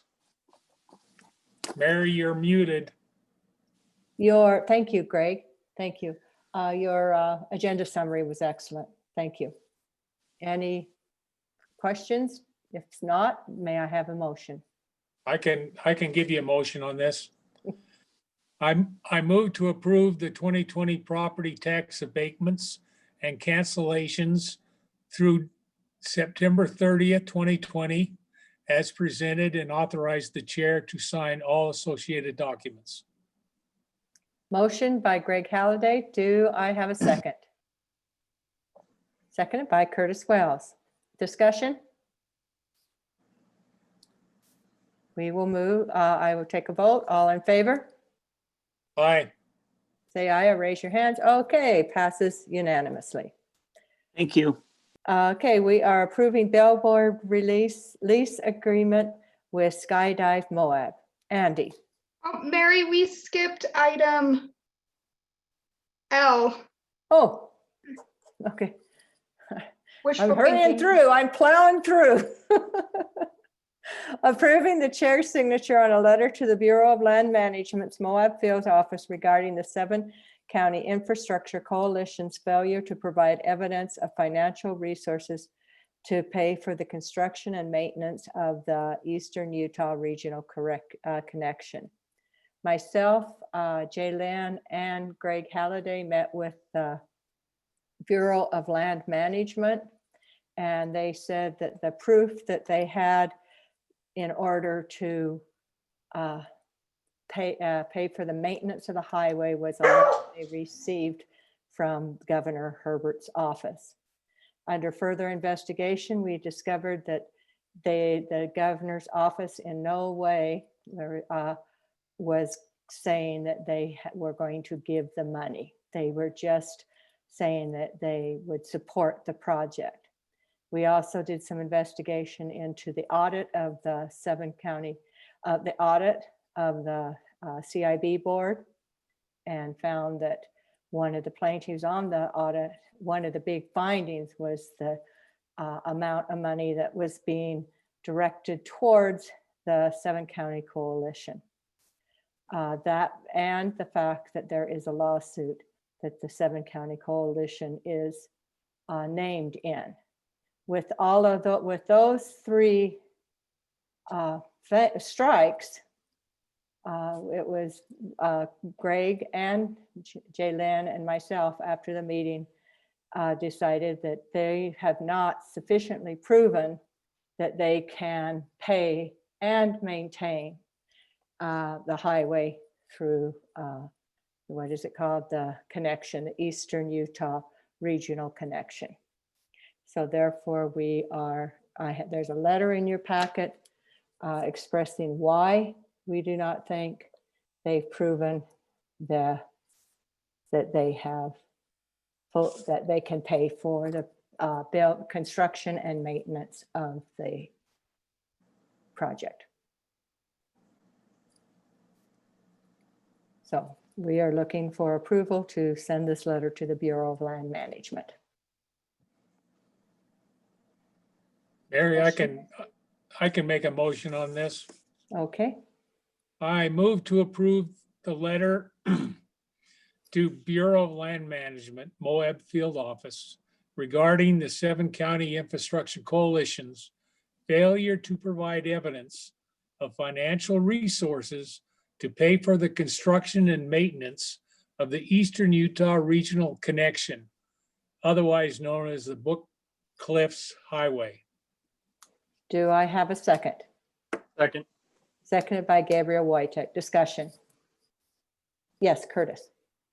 So, I mean, just for some clarification, the letter, from the governor's office is a letter of support from the governor's office. There's never any funding for maintenance provided from the governor's budget. And so it's not unusual that, or unique that there's not a line item in someone's budget to pay for or maintain this road right now. It is a fact that they're not, that doesn't exist, but it's not unusual that doesn't exist. And so, if this project was going to happen, it's going to be funded by the legislature, and it's going to be a UDOT project. And so, what these folks are doing, right, wrong, or indifferent, however you feel about it, is they're getting all of the, the feasibility and the permitting and compliance work done, which is kind of where they're choosing to use their funding. And then when the project is ready and it's turnkeyed for, development, then I'm assuming, logically, the idea is to go to the legislature with a letter from the governor, that is bringing political support, to the table to get the funding. That's what this is. And so I think that they've been very clear, and that there was never any intention for Grand County to fund or pay for the road, but it's also never been clear if the legislature is going to fund the road, like anything that, you approach the legislature with. So that's the bottom line. This isn't some, big, revelation that you all have come to. Their letter from the governor's office is just a letter stating that they support it. And so, asking a government agency to, acquire, or entity, I guess, to acquire the full amount of the project before they go through and do this, maybe, something. If these guys went to the legislature, the 7 county folks or Uintah County, and they did receive, the funding, for instance, like the hotspot money we've been working on, that's monies that was appropriated for a project, the Cottonwood Canyon ski traffic mitigation stuff. That money was appropriated, and so they got a project. How much work did they do before that? I don't know. They may have, gotten their permitting and their compliance work up front. And so, I'm not, trying to undermine your point in a confrontational way, but I do believe it is a moot point. And, if this is the will of the council, is to just try to send every message, or the commission, excuse me, every message that we don't support the project, so be it. But I think it's good that we, that we are making good points and relevant points. And in my opinion, some of the members here have shifted their argument from, we're concerned that we're going to get stuck with the bill, to now, okay, they're saying it's going to be a state road and the governor's not going to fund it. The governor doesn't fund roads. That's not what he does. So I will yield the rest of my time there, Madam Chair. We were, Greg was with me, and that we were told by the BLM. We met with 3 members of the BLM, and they said that the governor's letter was what they were using as proof that they should move, that they've moved forward in the process, because they had evidence that the 7 County Coalition had the funding. And that's why we're sending this letter to tell the BLM we disagree with them. So, well, it's just a quick response. It's certainly not evidence of funding. And if it was communicated as evidence of funding, then that's certainly not the case. That's what we thought. What and it was communicated. It was communicated to us that it was evidence, correct, Greg? It's evidence of political support for eventual funding. Well, but the funding isn't. And that, coupled with the fact that there's some real issues as to whether or not they're going to continue to get the amount of money they have recently got from the CIB. And so this is what we're going to tell the, say to the BLM, that we do not think there's been adequate proof. Any further discussion? Okay, I call for a vote. All in favor? Aye. Aye. All opposed? Passes 4 to opposition. We will now move to the Skydive Moab billboard. Andy. Good evening, Madam Chair, members of commission, staff, and the general public. Andy Solzig, Airport Director. In front of you, I'm proposing just a lease agreement for billboard. We've had a vacant billboard for some time. We did reach out to various tenants. One tenant reached out and said they are interested, and this would just be doing a 1-year lease agreement for advertising. Any questions? I'd entertain a motion. Madam Chair, Yes, Craig? I move to approve the proposed billboard lease agreement with Skydive Moab. Motion by Greg Halliday. Do I have a second? Seconded by Curtis Wells. Discussion? Okay. Yeah. Andy, are any of those billboards currently vacant or are they all occupied? This is the only vacant billboard at this time, right? Now, we do have expired agreements. It's been discontinuation month to month, so I do need to revisit those.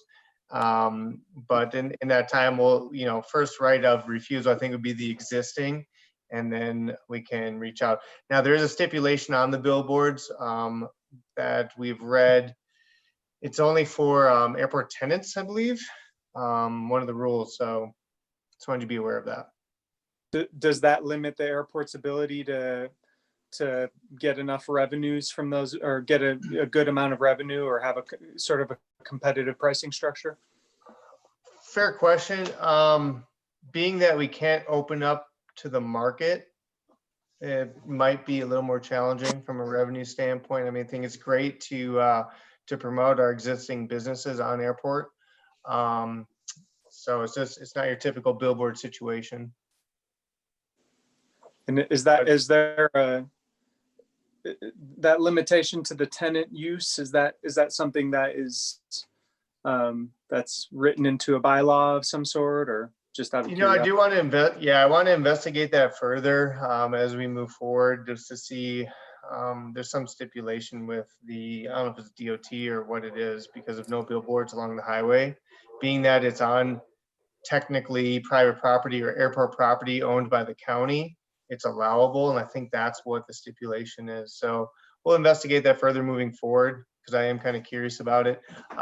We are looking at, based on the fee schedule, adjusting any rates and charges, and that would take effect then on the upcoming budget. Thank you. Any further questions? Evan? Not so much a question, but just as a side note with that, I don't think we should get into the billboard business. And, if those billboards weren't already there, I wouldn't necessarily approve them if it was a new idea. So I'm not going to fight them at this point. But I, for one, not a fan of billboards out there. So don't put too much work in it, Andy. I know you got a lot going on out there, and capitalizing billboard income shouldn't be high on your list. We have other higher priorities. Any further discussion? No, I'm getting late in the evening. Did someone motion for this? Was that- Motion by Yeah. Greg Halliday, seconded by Curtis Wells. Yep, I did.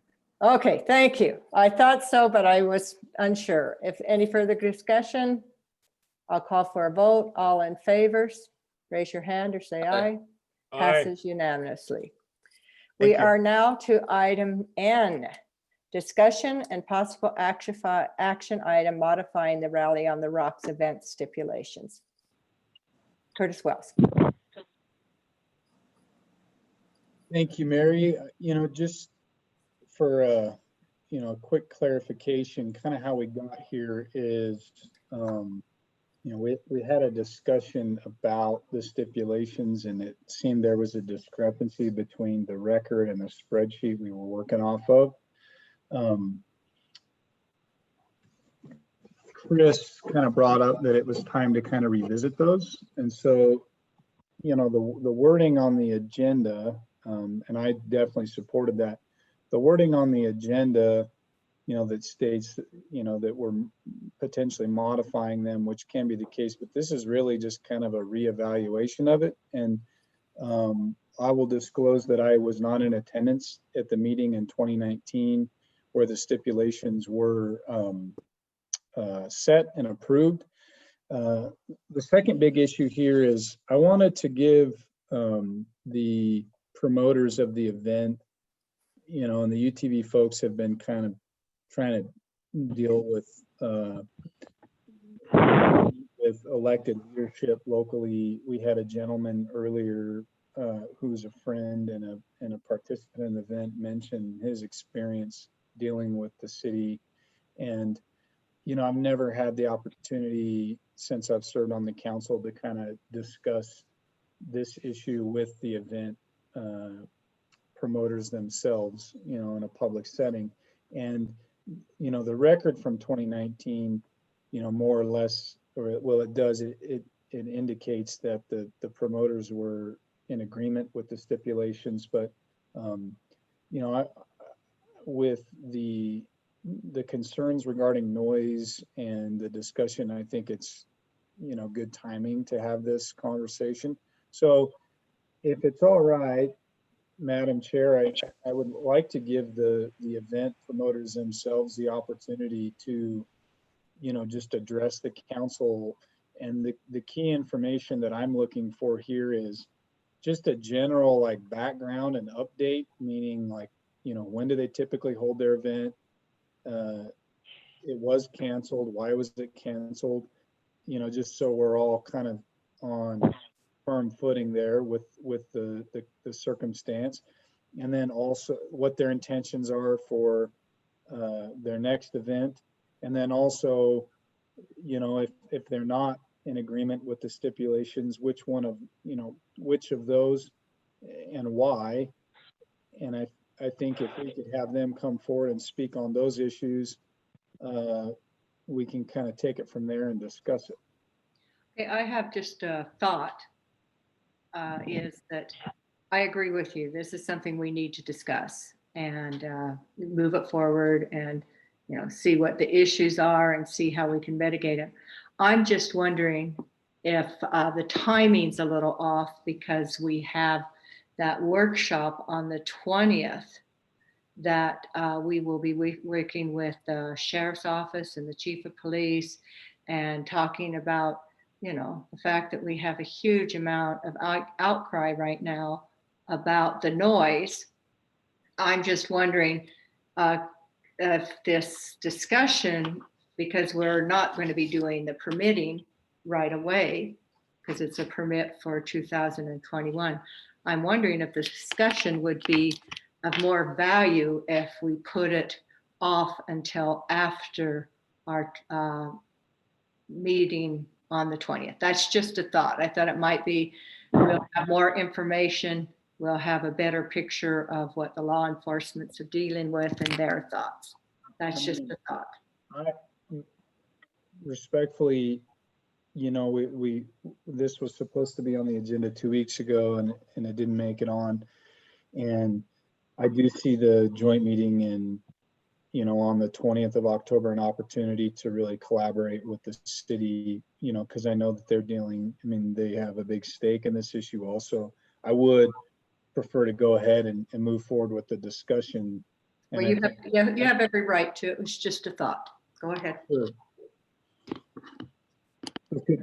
Madam Chair, could we have do we have the event promoters in the meeting? Are they prepared to speak? Yes.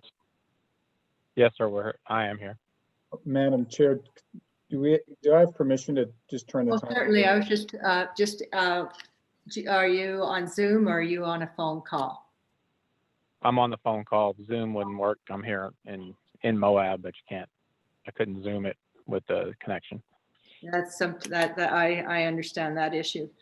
So introduce yourself and yes, you have the floor.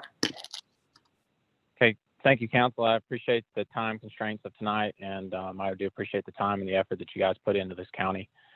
We've been a big part of that for the last 10 years, and we want to continue that positive forward working relationship. So my name is Sean Reddish.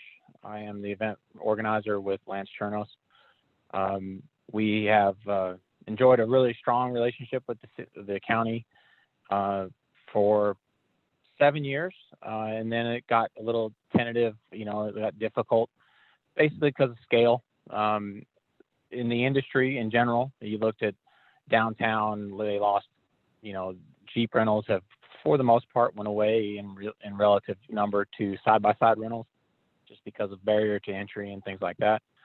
So, we became the hot topic as a way to focus on it. And so ultimately, you guys have a Grand County Events Council that is staffed by extremely intelligent and hardworking group, headed up by Elaine Gisler, who set up, after the 2018 event to address some issues that came up, and it always has revolved around sound.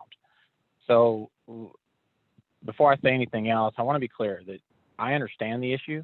I have an extensive background in sound management through working with California State Parks, where you have to meet a minimum standard. They actually have police officers on hand or park rangers that actually test the vehicles. So I and Rally on the Rocks am all for a sound ordinance, that the city would put in. We do work in other cities that have them. So I have no issue with that. I would follow the law of the land, no problem. The issue really came up for us this year when we went into the meeting, in that 2019 meeting that our councilman said he wasn't at, and we had a set of stipulations that we had set forth and agreed to prior to the meeting. And then at the meeting, 3 new stipulations got put on. At that point, we've already gotten so far down the road that we felt like, hey, well, it was kind of like the horse left the barn in the middle of the meeting, and then all of a sudden, that we were just riding it.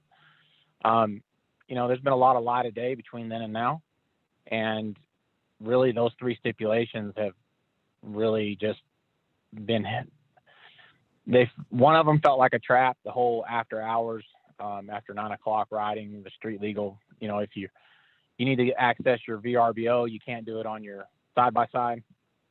I actually do have, it's not a lot, but I have about 15 members of our community that are full paraplegic, that of those 15, about 6 are driven to the event, and that's their only access vehicle because their vehicle is specially adapted for use.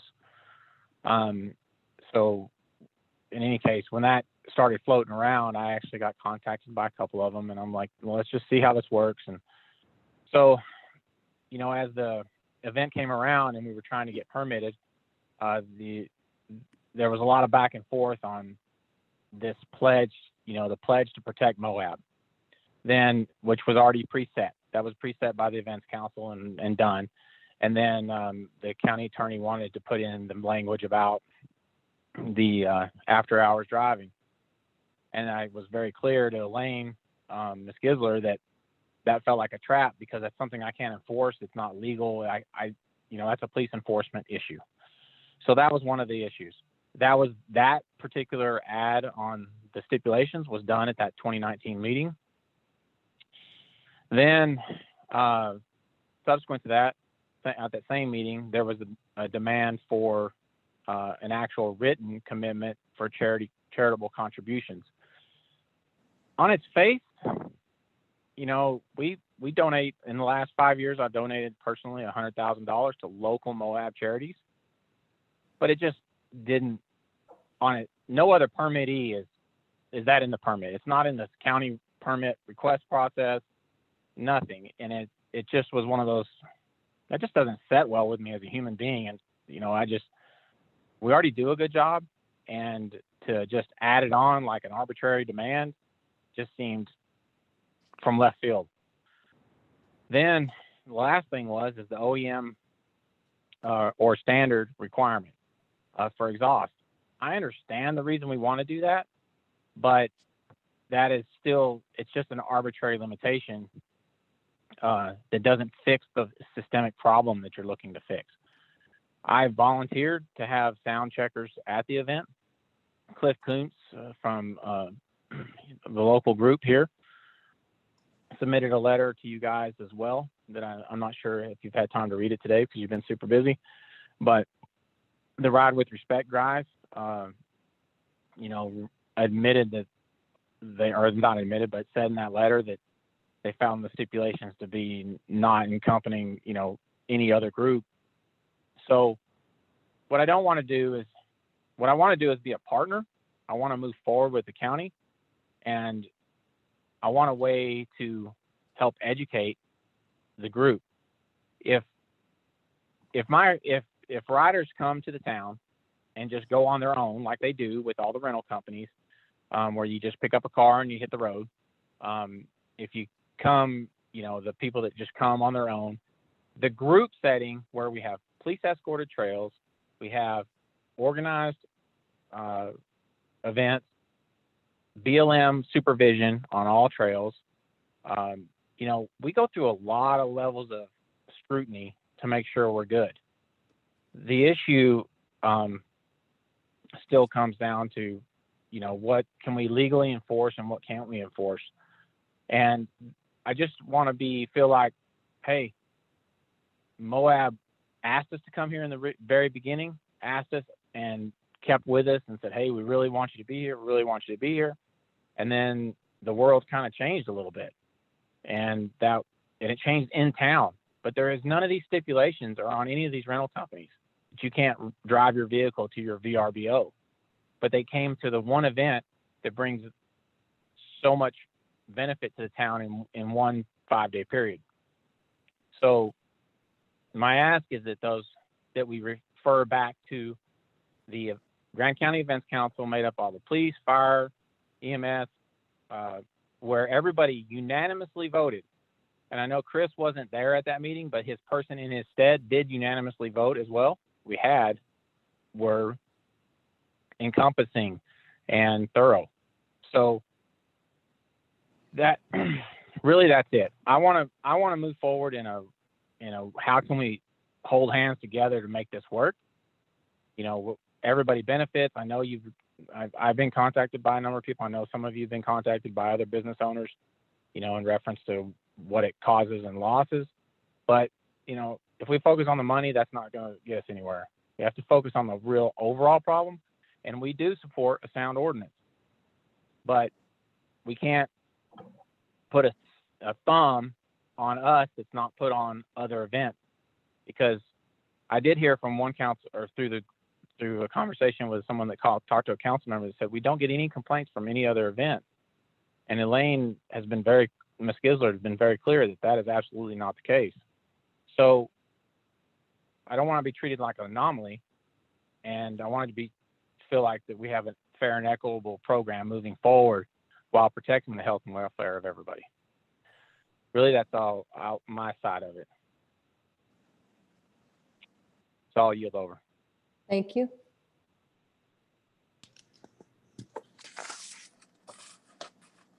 Council, do you have anything to add or say? As I said, I think I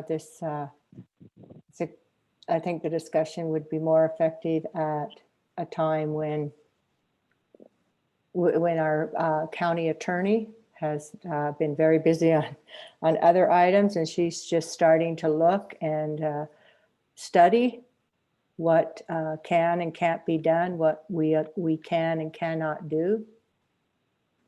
And so I think giving her time to do that and time for us to meet with the law enforcement and such. But anyway, that's my ideas. What are other council members' ideas? Does anybody else have something?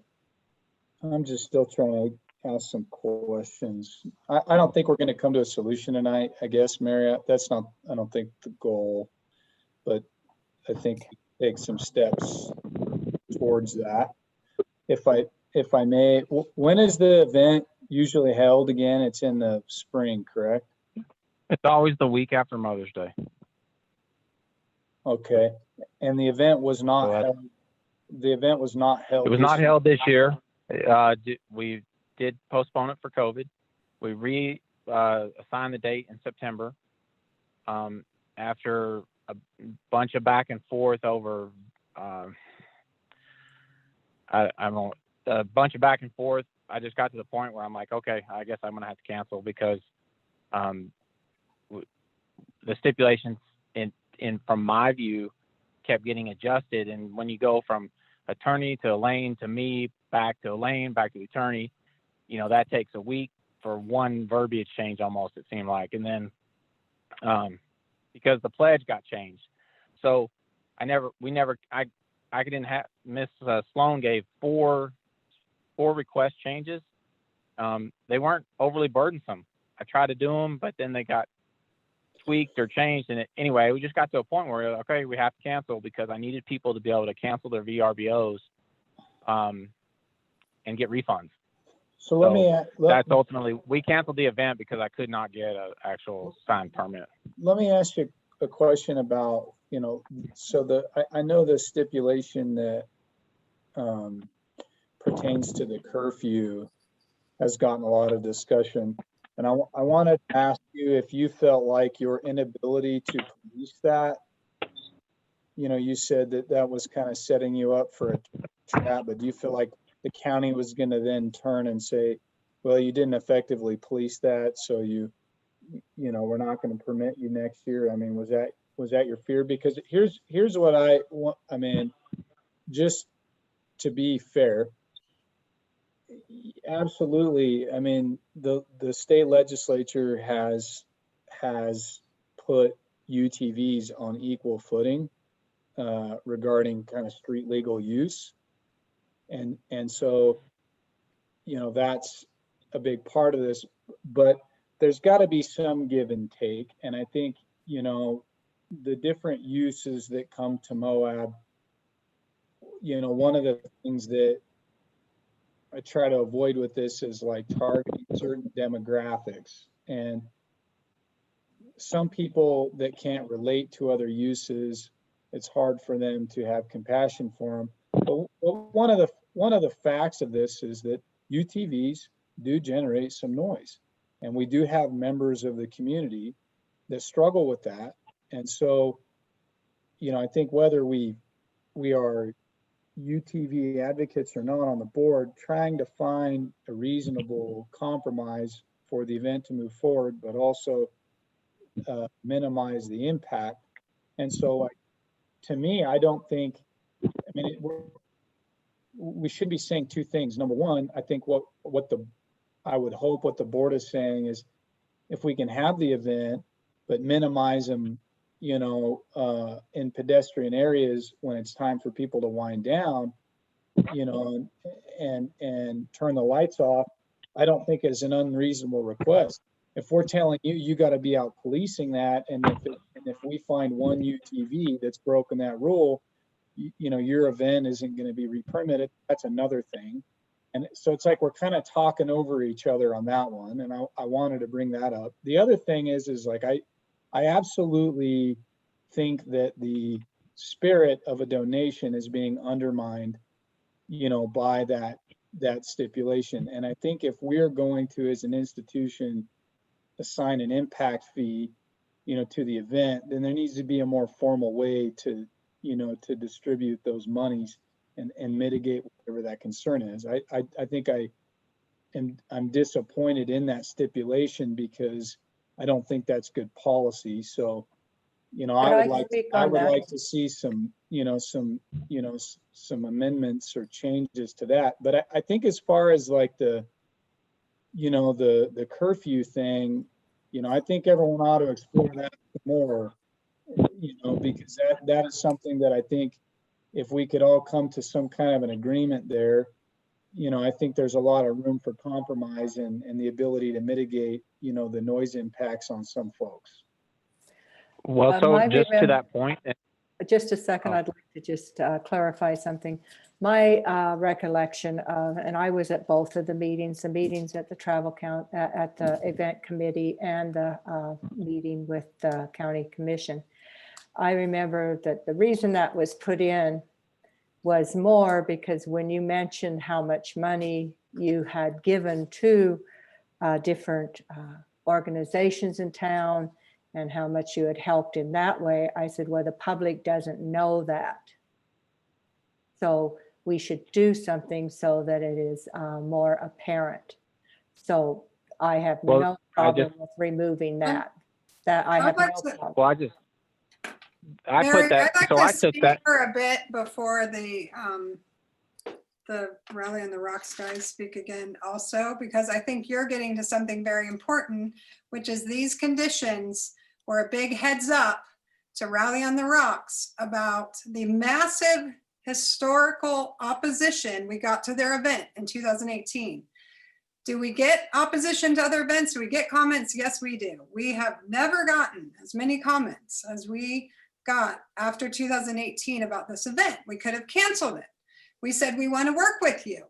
We're giving you the heads up on the big issues for this community. Let's try to figure out some ways for you to understand us and for the community to understand you. And so that's when Mary spoke to her, the charitable donation piece.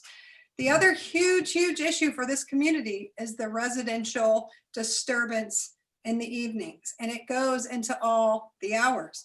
It does not matter if we have a condition on your permit, we can deny you the next year for disturbance in our residential areas. So we were being helpful to tell you, hey, and we actually even called this a probationary year because we were trying to give you as much information, as much resources and tools to keep your event going amidst all this massive opposition. Because if we keep getting it, we can, and it's likely that this event will not be permitted in the future. So keep that in mind. It does not matter that state law allows UTVs on streets. We are allowed to impose conditions for doing business in Grand County, and that's a reasonable one. And I want to also point out that state statute does not limit us to conditions for health and safety.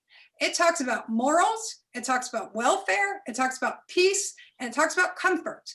And these are big, huge issues for this community. And I also want to speak to, because you keep talking about me denying your event, and that is not true. You canceled your event because of COVID. And what I asked you to do was put the pledge to stay out of residential areas at night, or put that stipulation into the pledge. And you didn't do it until days before the event. That was not my problem. Now, whether there was a failure in the events committee in helping you get that into the pledge earlier, I can't tell you. I can tell you that as soon as I got the information, I responded and said, there's nowhere, the Rally on the Rocks guys are not educating their people about how important this condition is. Call it a condition or not, it doesn't matter. We can go and deny you the very next year. And this community is engaged, and they call in information, and they record license plates, and they make videos. We're trying to help you. That's what I got. And that is, to follow up on that, it was a desire, and it wasn't part of a pledge. It was a pledge that these people that came to your event would sign and say, I pledge. I mean, can you make them keep your pledge? I don't know. But by making them aware and saying a pledge that they will, do their best. We had over 40 letters complaining about this event just because it was on a discussion item today. I mean, it's critical. There's a lot of people in this town that are feeling overrun, and they would rather lose the money than to have their lives so dramatically impacted. Madam Chair, what's the goal on you mentioned the meeting on the 20th that's the joint meeting. Can you kind of fill in the board as far as like, what are we looking to accomplish and explore? We're looking to get information, number one. We want to hear what the sheriff's office and the chief of police are doing to mitigate these issues. What obstacles are in their way. Oh, I think we lost her. I'll give her a minute. Oh, I can fill in too, because I've been involved in organizing that.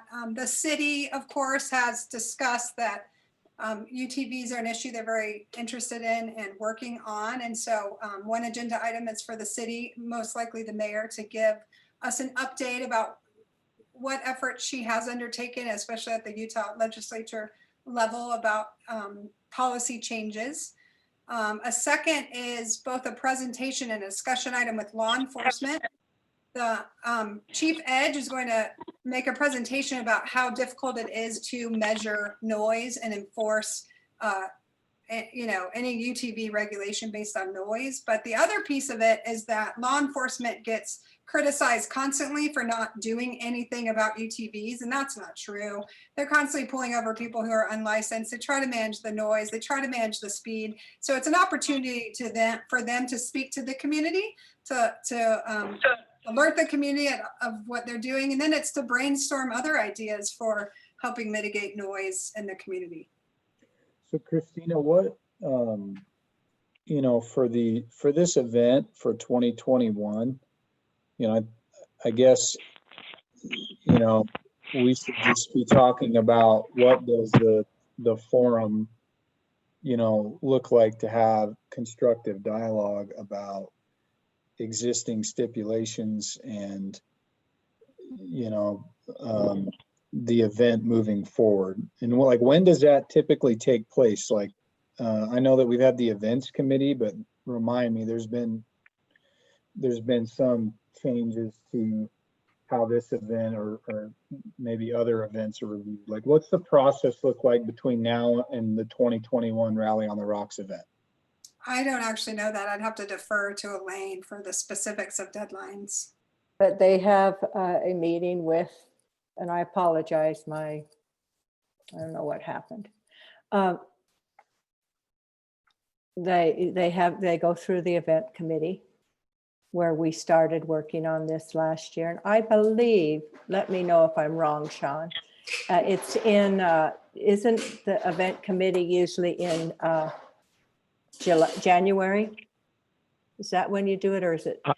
It seems to me it was January, February, my memory, but. I started the event process in June of last year for this year's event. Put the permit application in, and then I put in another permit application for this one already, so, and paid the fees and whatnot, so we could have an equitable conversation. And then anyway, so I've dealt with Elaine a lot to get, she said, hey, we need to get on the agenda for these 3 items, because these 3 items were exclusively put on by the council at that meeting. They were not before. So that's why they got brought up. That's why I'm asking to revisit them in the light of day. And I think I'm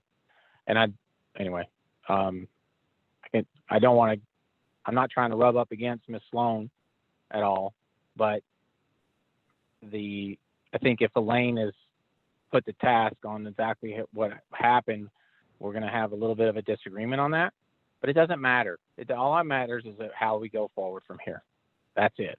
And that adding that one set of verbiage to that pledge, it was to the pledge, because we had a whole educational thing going for everybody else. Whenever the riders arrived, we were going to have riders meetings. We were going to have them watch the videos, the Ride with Respect, the video that's gotten so much acclaim. They had to watch it when they registered as well. So, and we were numbering all the cars. We were actually putting number plates on the cars this year. So if anybody saw a car number 55 going down the road, they could report it. So it'd be easy. We could say, hey, this is Rally on the Rocks. This is our fault. This is our problem. But anyway, we're not there. So what I'm trying to do is I will not schedule the event and put it on anybody's calendar until I get an approved permit. And that's generally we open registration on January 1, but if we can't get an approved permit by then we just won't put it on anybody's schedule. So you're saying, Sean, that the permit, I'm trying to find that. Does anybody have their email up? That remember the email that Chris sent us that showed us the minutes? Because on the stuff in our packet, it doesn't show the minutes where this was discussed. Mary, I can try and pull it up really quickly and share my screen. Yeah, because all I need to know, I don't need to know the minutes, but I'm just trying to do a timeline. What was the date of that meeting? And then ultimately, as she looks for that, is you guys have already done all this legwork. I mean, we already know where we're at. So I just want to be able to get to the point, because there's much conjecture on, will the event happen? Will it not happen? We already did all that. So I would like to get to that point where the events committee can, or I guess Ms. Sloan can actually sign off on my permit for 2021 based off whatever stipulations end up coming. But, you know, that was it. I need to get to that point to where we're good. Mary, it looks like the minutes were from August 20th. And I believe Wow, it was early. that they're meeting every other month or once every 3 months for the special events committee traditionally. So So it was an August 20 count. And that it was passed? Okay, so yeah, so this is a little later than usual that we would be working on this.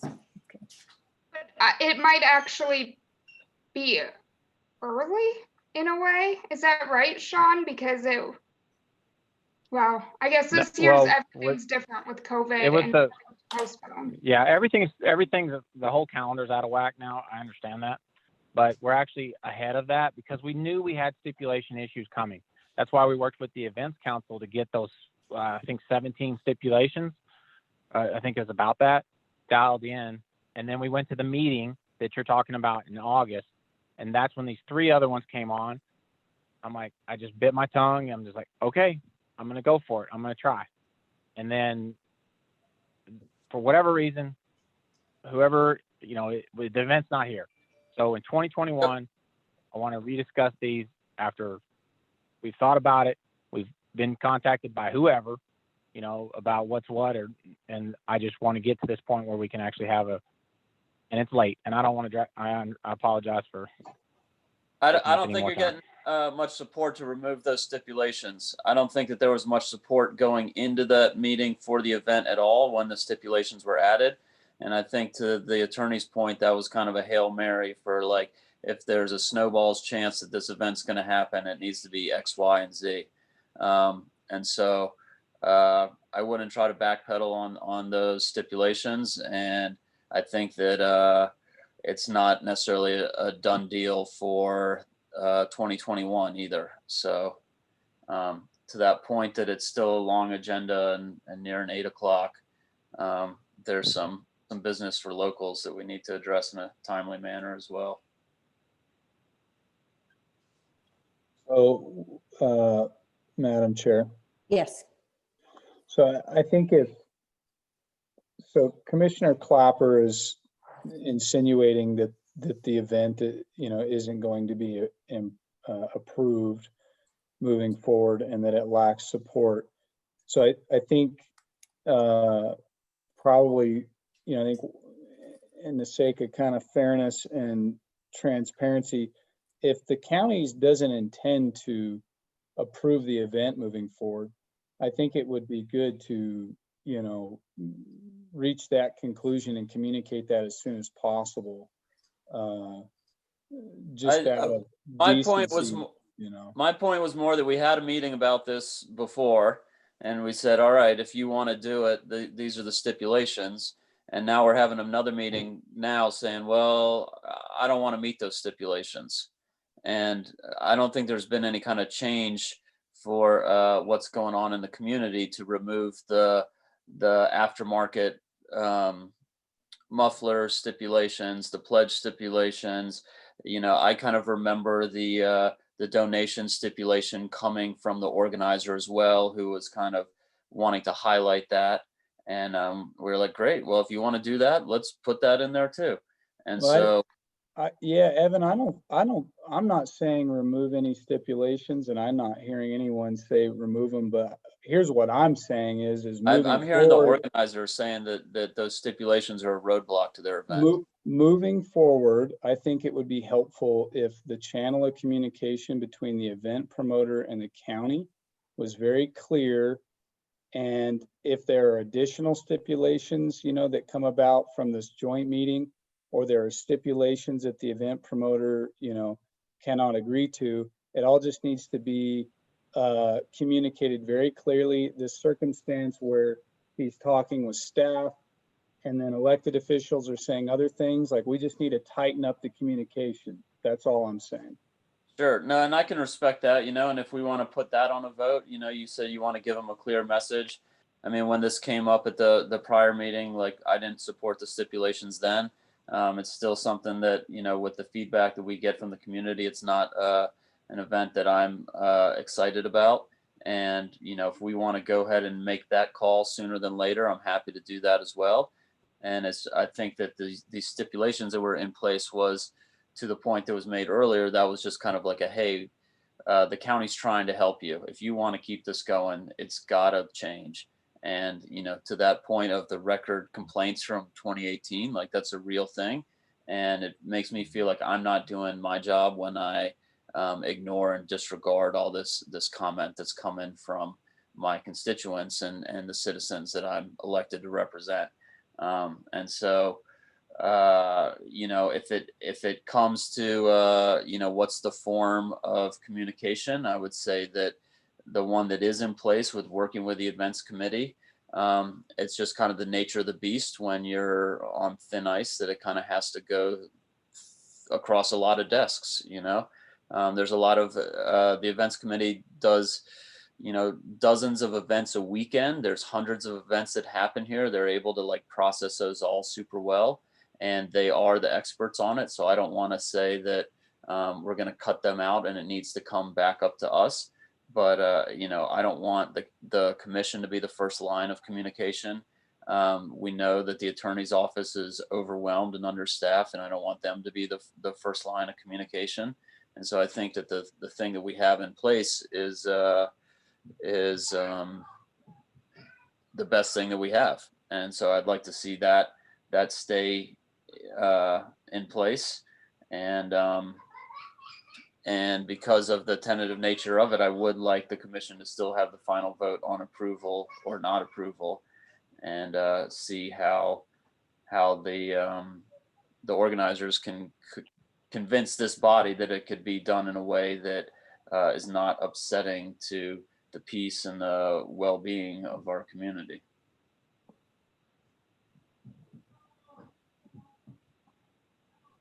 We do have other items on the agenda. We have discussed this for quite some time now.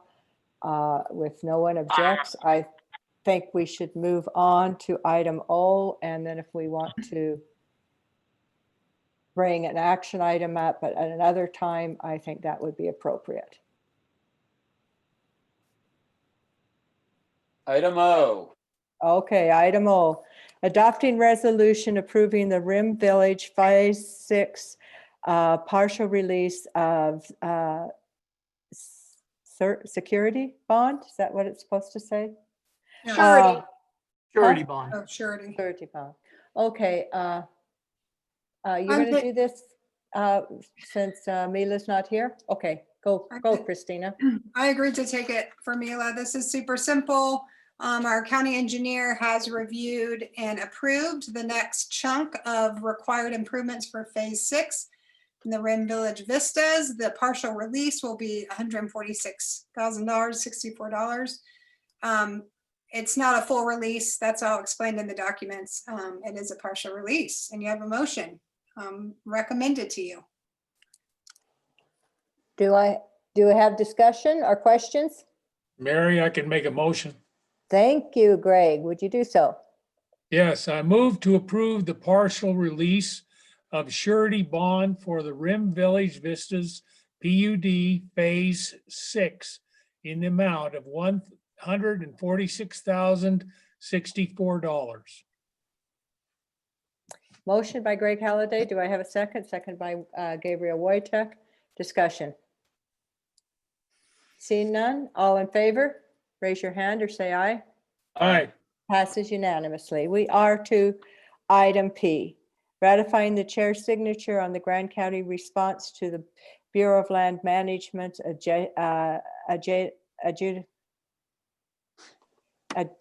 right away. I'm sorry, I'm getting tired. Holder notification for the 7-County Infrastructure Coalition proposing a paved 35 miles through the Book Cliffs to connect Steep Ridge Road to the Uena County with I-70 in Grand County. Letter to the BLM regarding Grand County's right-of-way on this road. So it's a ratification. Discussion? Okay, thank you, Evan. I would move to ratify the reference letter from September 23rd to the BOM. Motion by Evan Clapper. Do I have a second? Second. Discussion? All in favor? Aye. All opposed? Motion passes 4-1 with Curtis in opposition. Approving the commission's sign-on to letter to the Senate and House of Representatives supporting a payment in lieu of taxes gateway community. Chris is not here. Are you taking this or am I?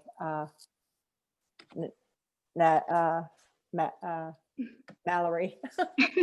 I can take it a little bit. I know that Chris was contacted by the mayor and that they were kind of briefed on all of this in terms of, you know, what it means and what they're requesting. But in essence, my understanding is that it's just a letter to the Senate and the House requesting that in addition to continuing some of the payment in lieu of taxes funding, that they also consider doing a dividend solely for rural gateway communities. And it's something that they're already going forward with. It's just set up as a Google form, really, so that they can get as many folks, city, county, even individuals to sign on to it. And I don't know, Mary, if you have more to add. I don't know. I don't have Mary to finally get some more PELT money. And Yeah. it's, you know, it's not going to hurt. It's not going to cost us anything. It's putting our name and saying, yes, the federal government should be giving us more PELT money. So that's what it is. Great. Mary, I make a motion. Thank you. I move to approve the commission sign on to a letter to the Senate and House of Representatives supporting a payment in lieu of taxes, also known as PILT, Gateway Community Dividend. Motion by Greg. Do I have a second? Second. Seconded by Gabriel.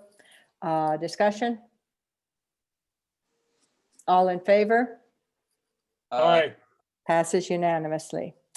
Approving the chair's signature on memorandum of understanding between Grand County and the BOM as a cooperative agency for development of the environmental assessment for the December 2020 competitive oil and gas lease sale partials in Grand County, Utah. Commissioner Clapper. Yeah, this was it's kind of similar to what we had before. I think it's good to stay involved in the process, so it's not just when contentious ones come up. This is just another kind of saying we want to be involved, and it's not necessarily a statement yet or anything like that. But just as a heads up, it's in an area that's similar to the last one, kind of north of I-70, out by the West Water exit, more or less. There's an existing plugged well on the site, and so if this lease goes forward, then the new leasees would have to deal with cleaning up the stuff instead of the BLM, i.e. taxpayers. So it's good, and I think we should be involved in the process. And with that, I'm looking for my cheat sheet. I would move that we do the thing.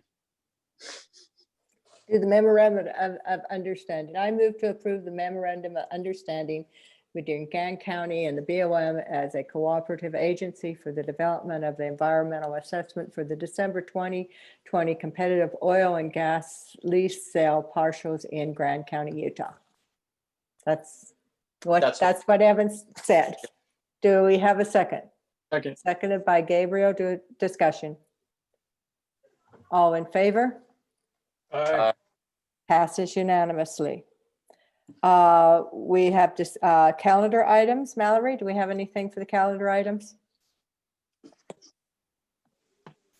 I do not, other than Monday, we will be closed for Indigenous Peoples Day.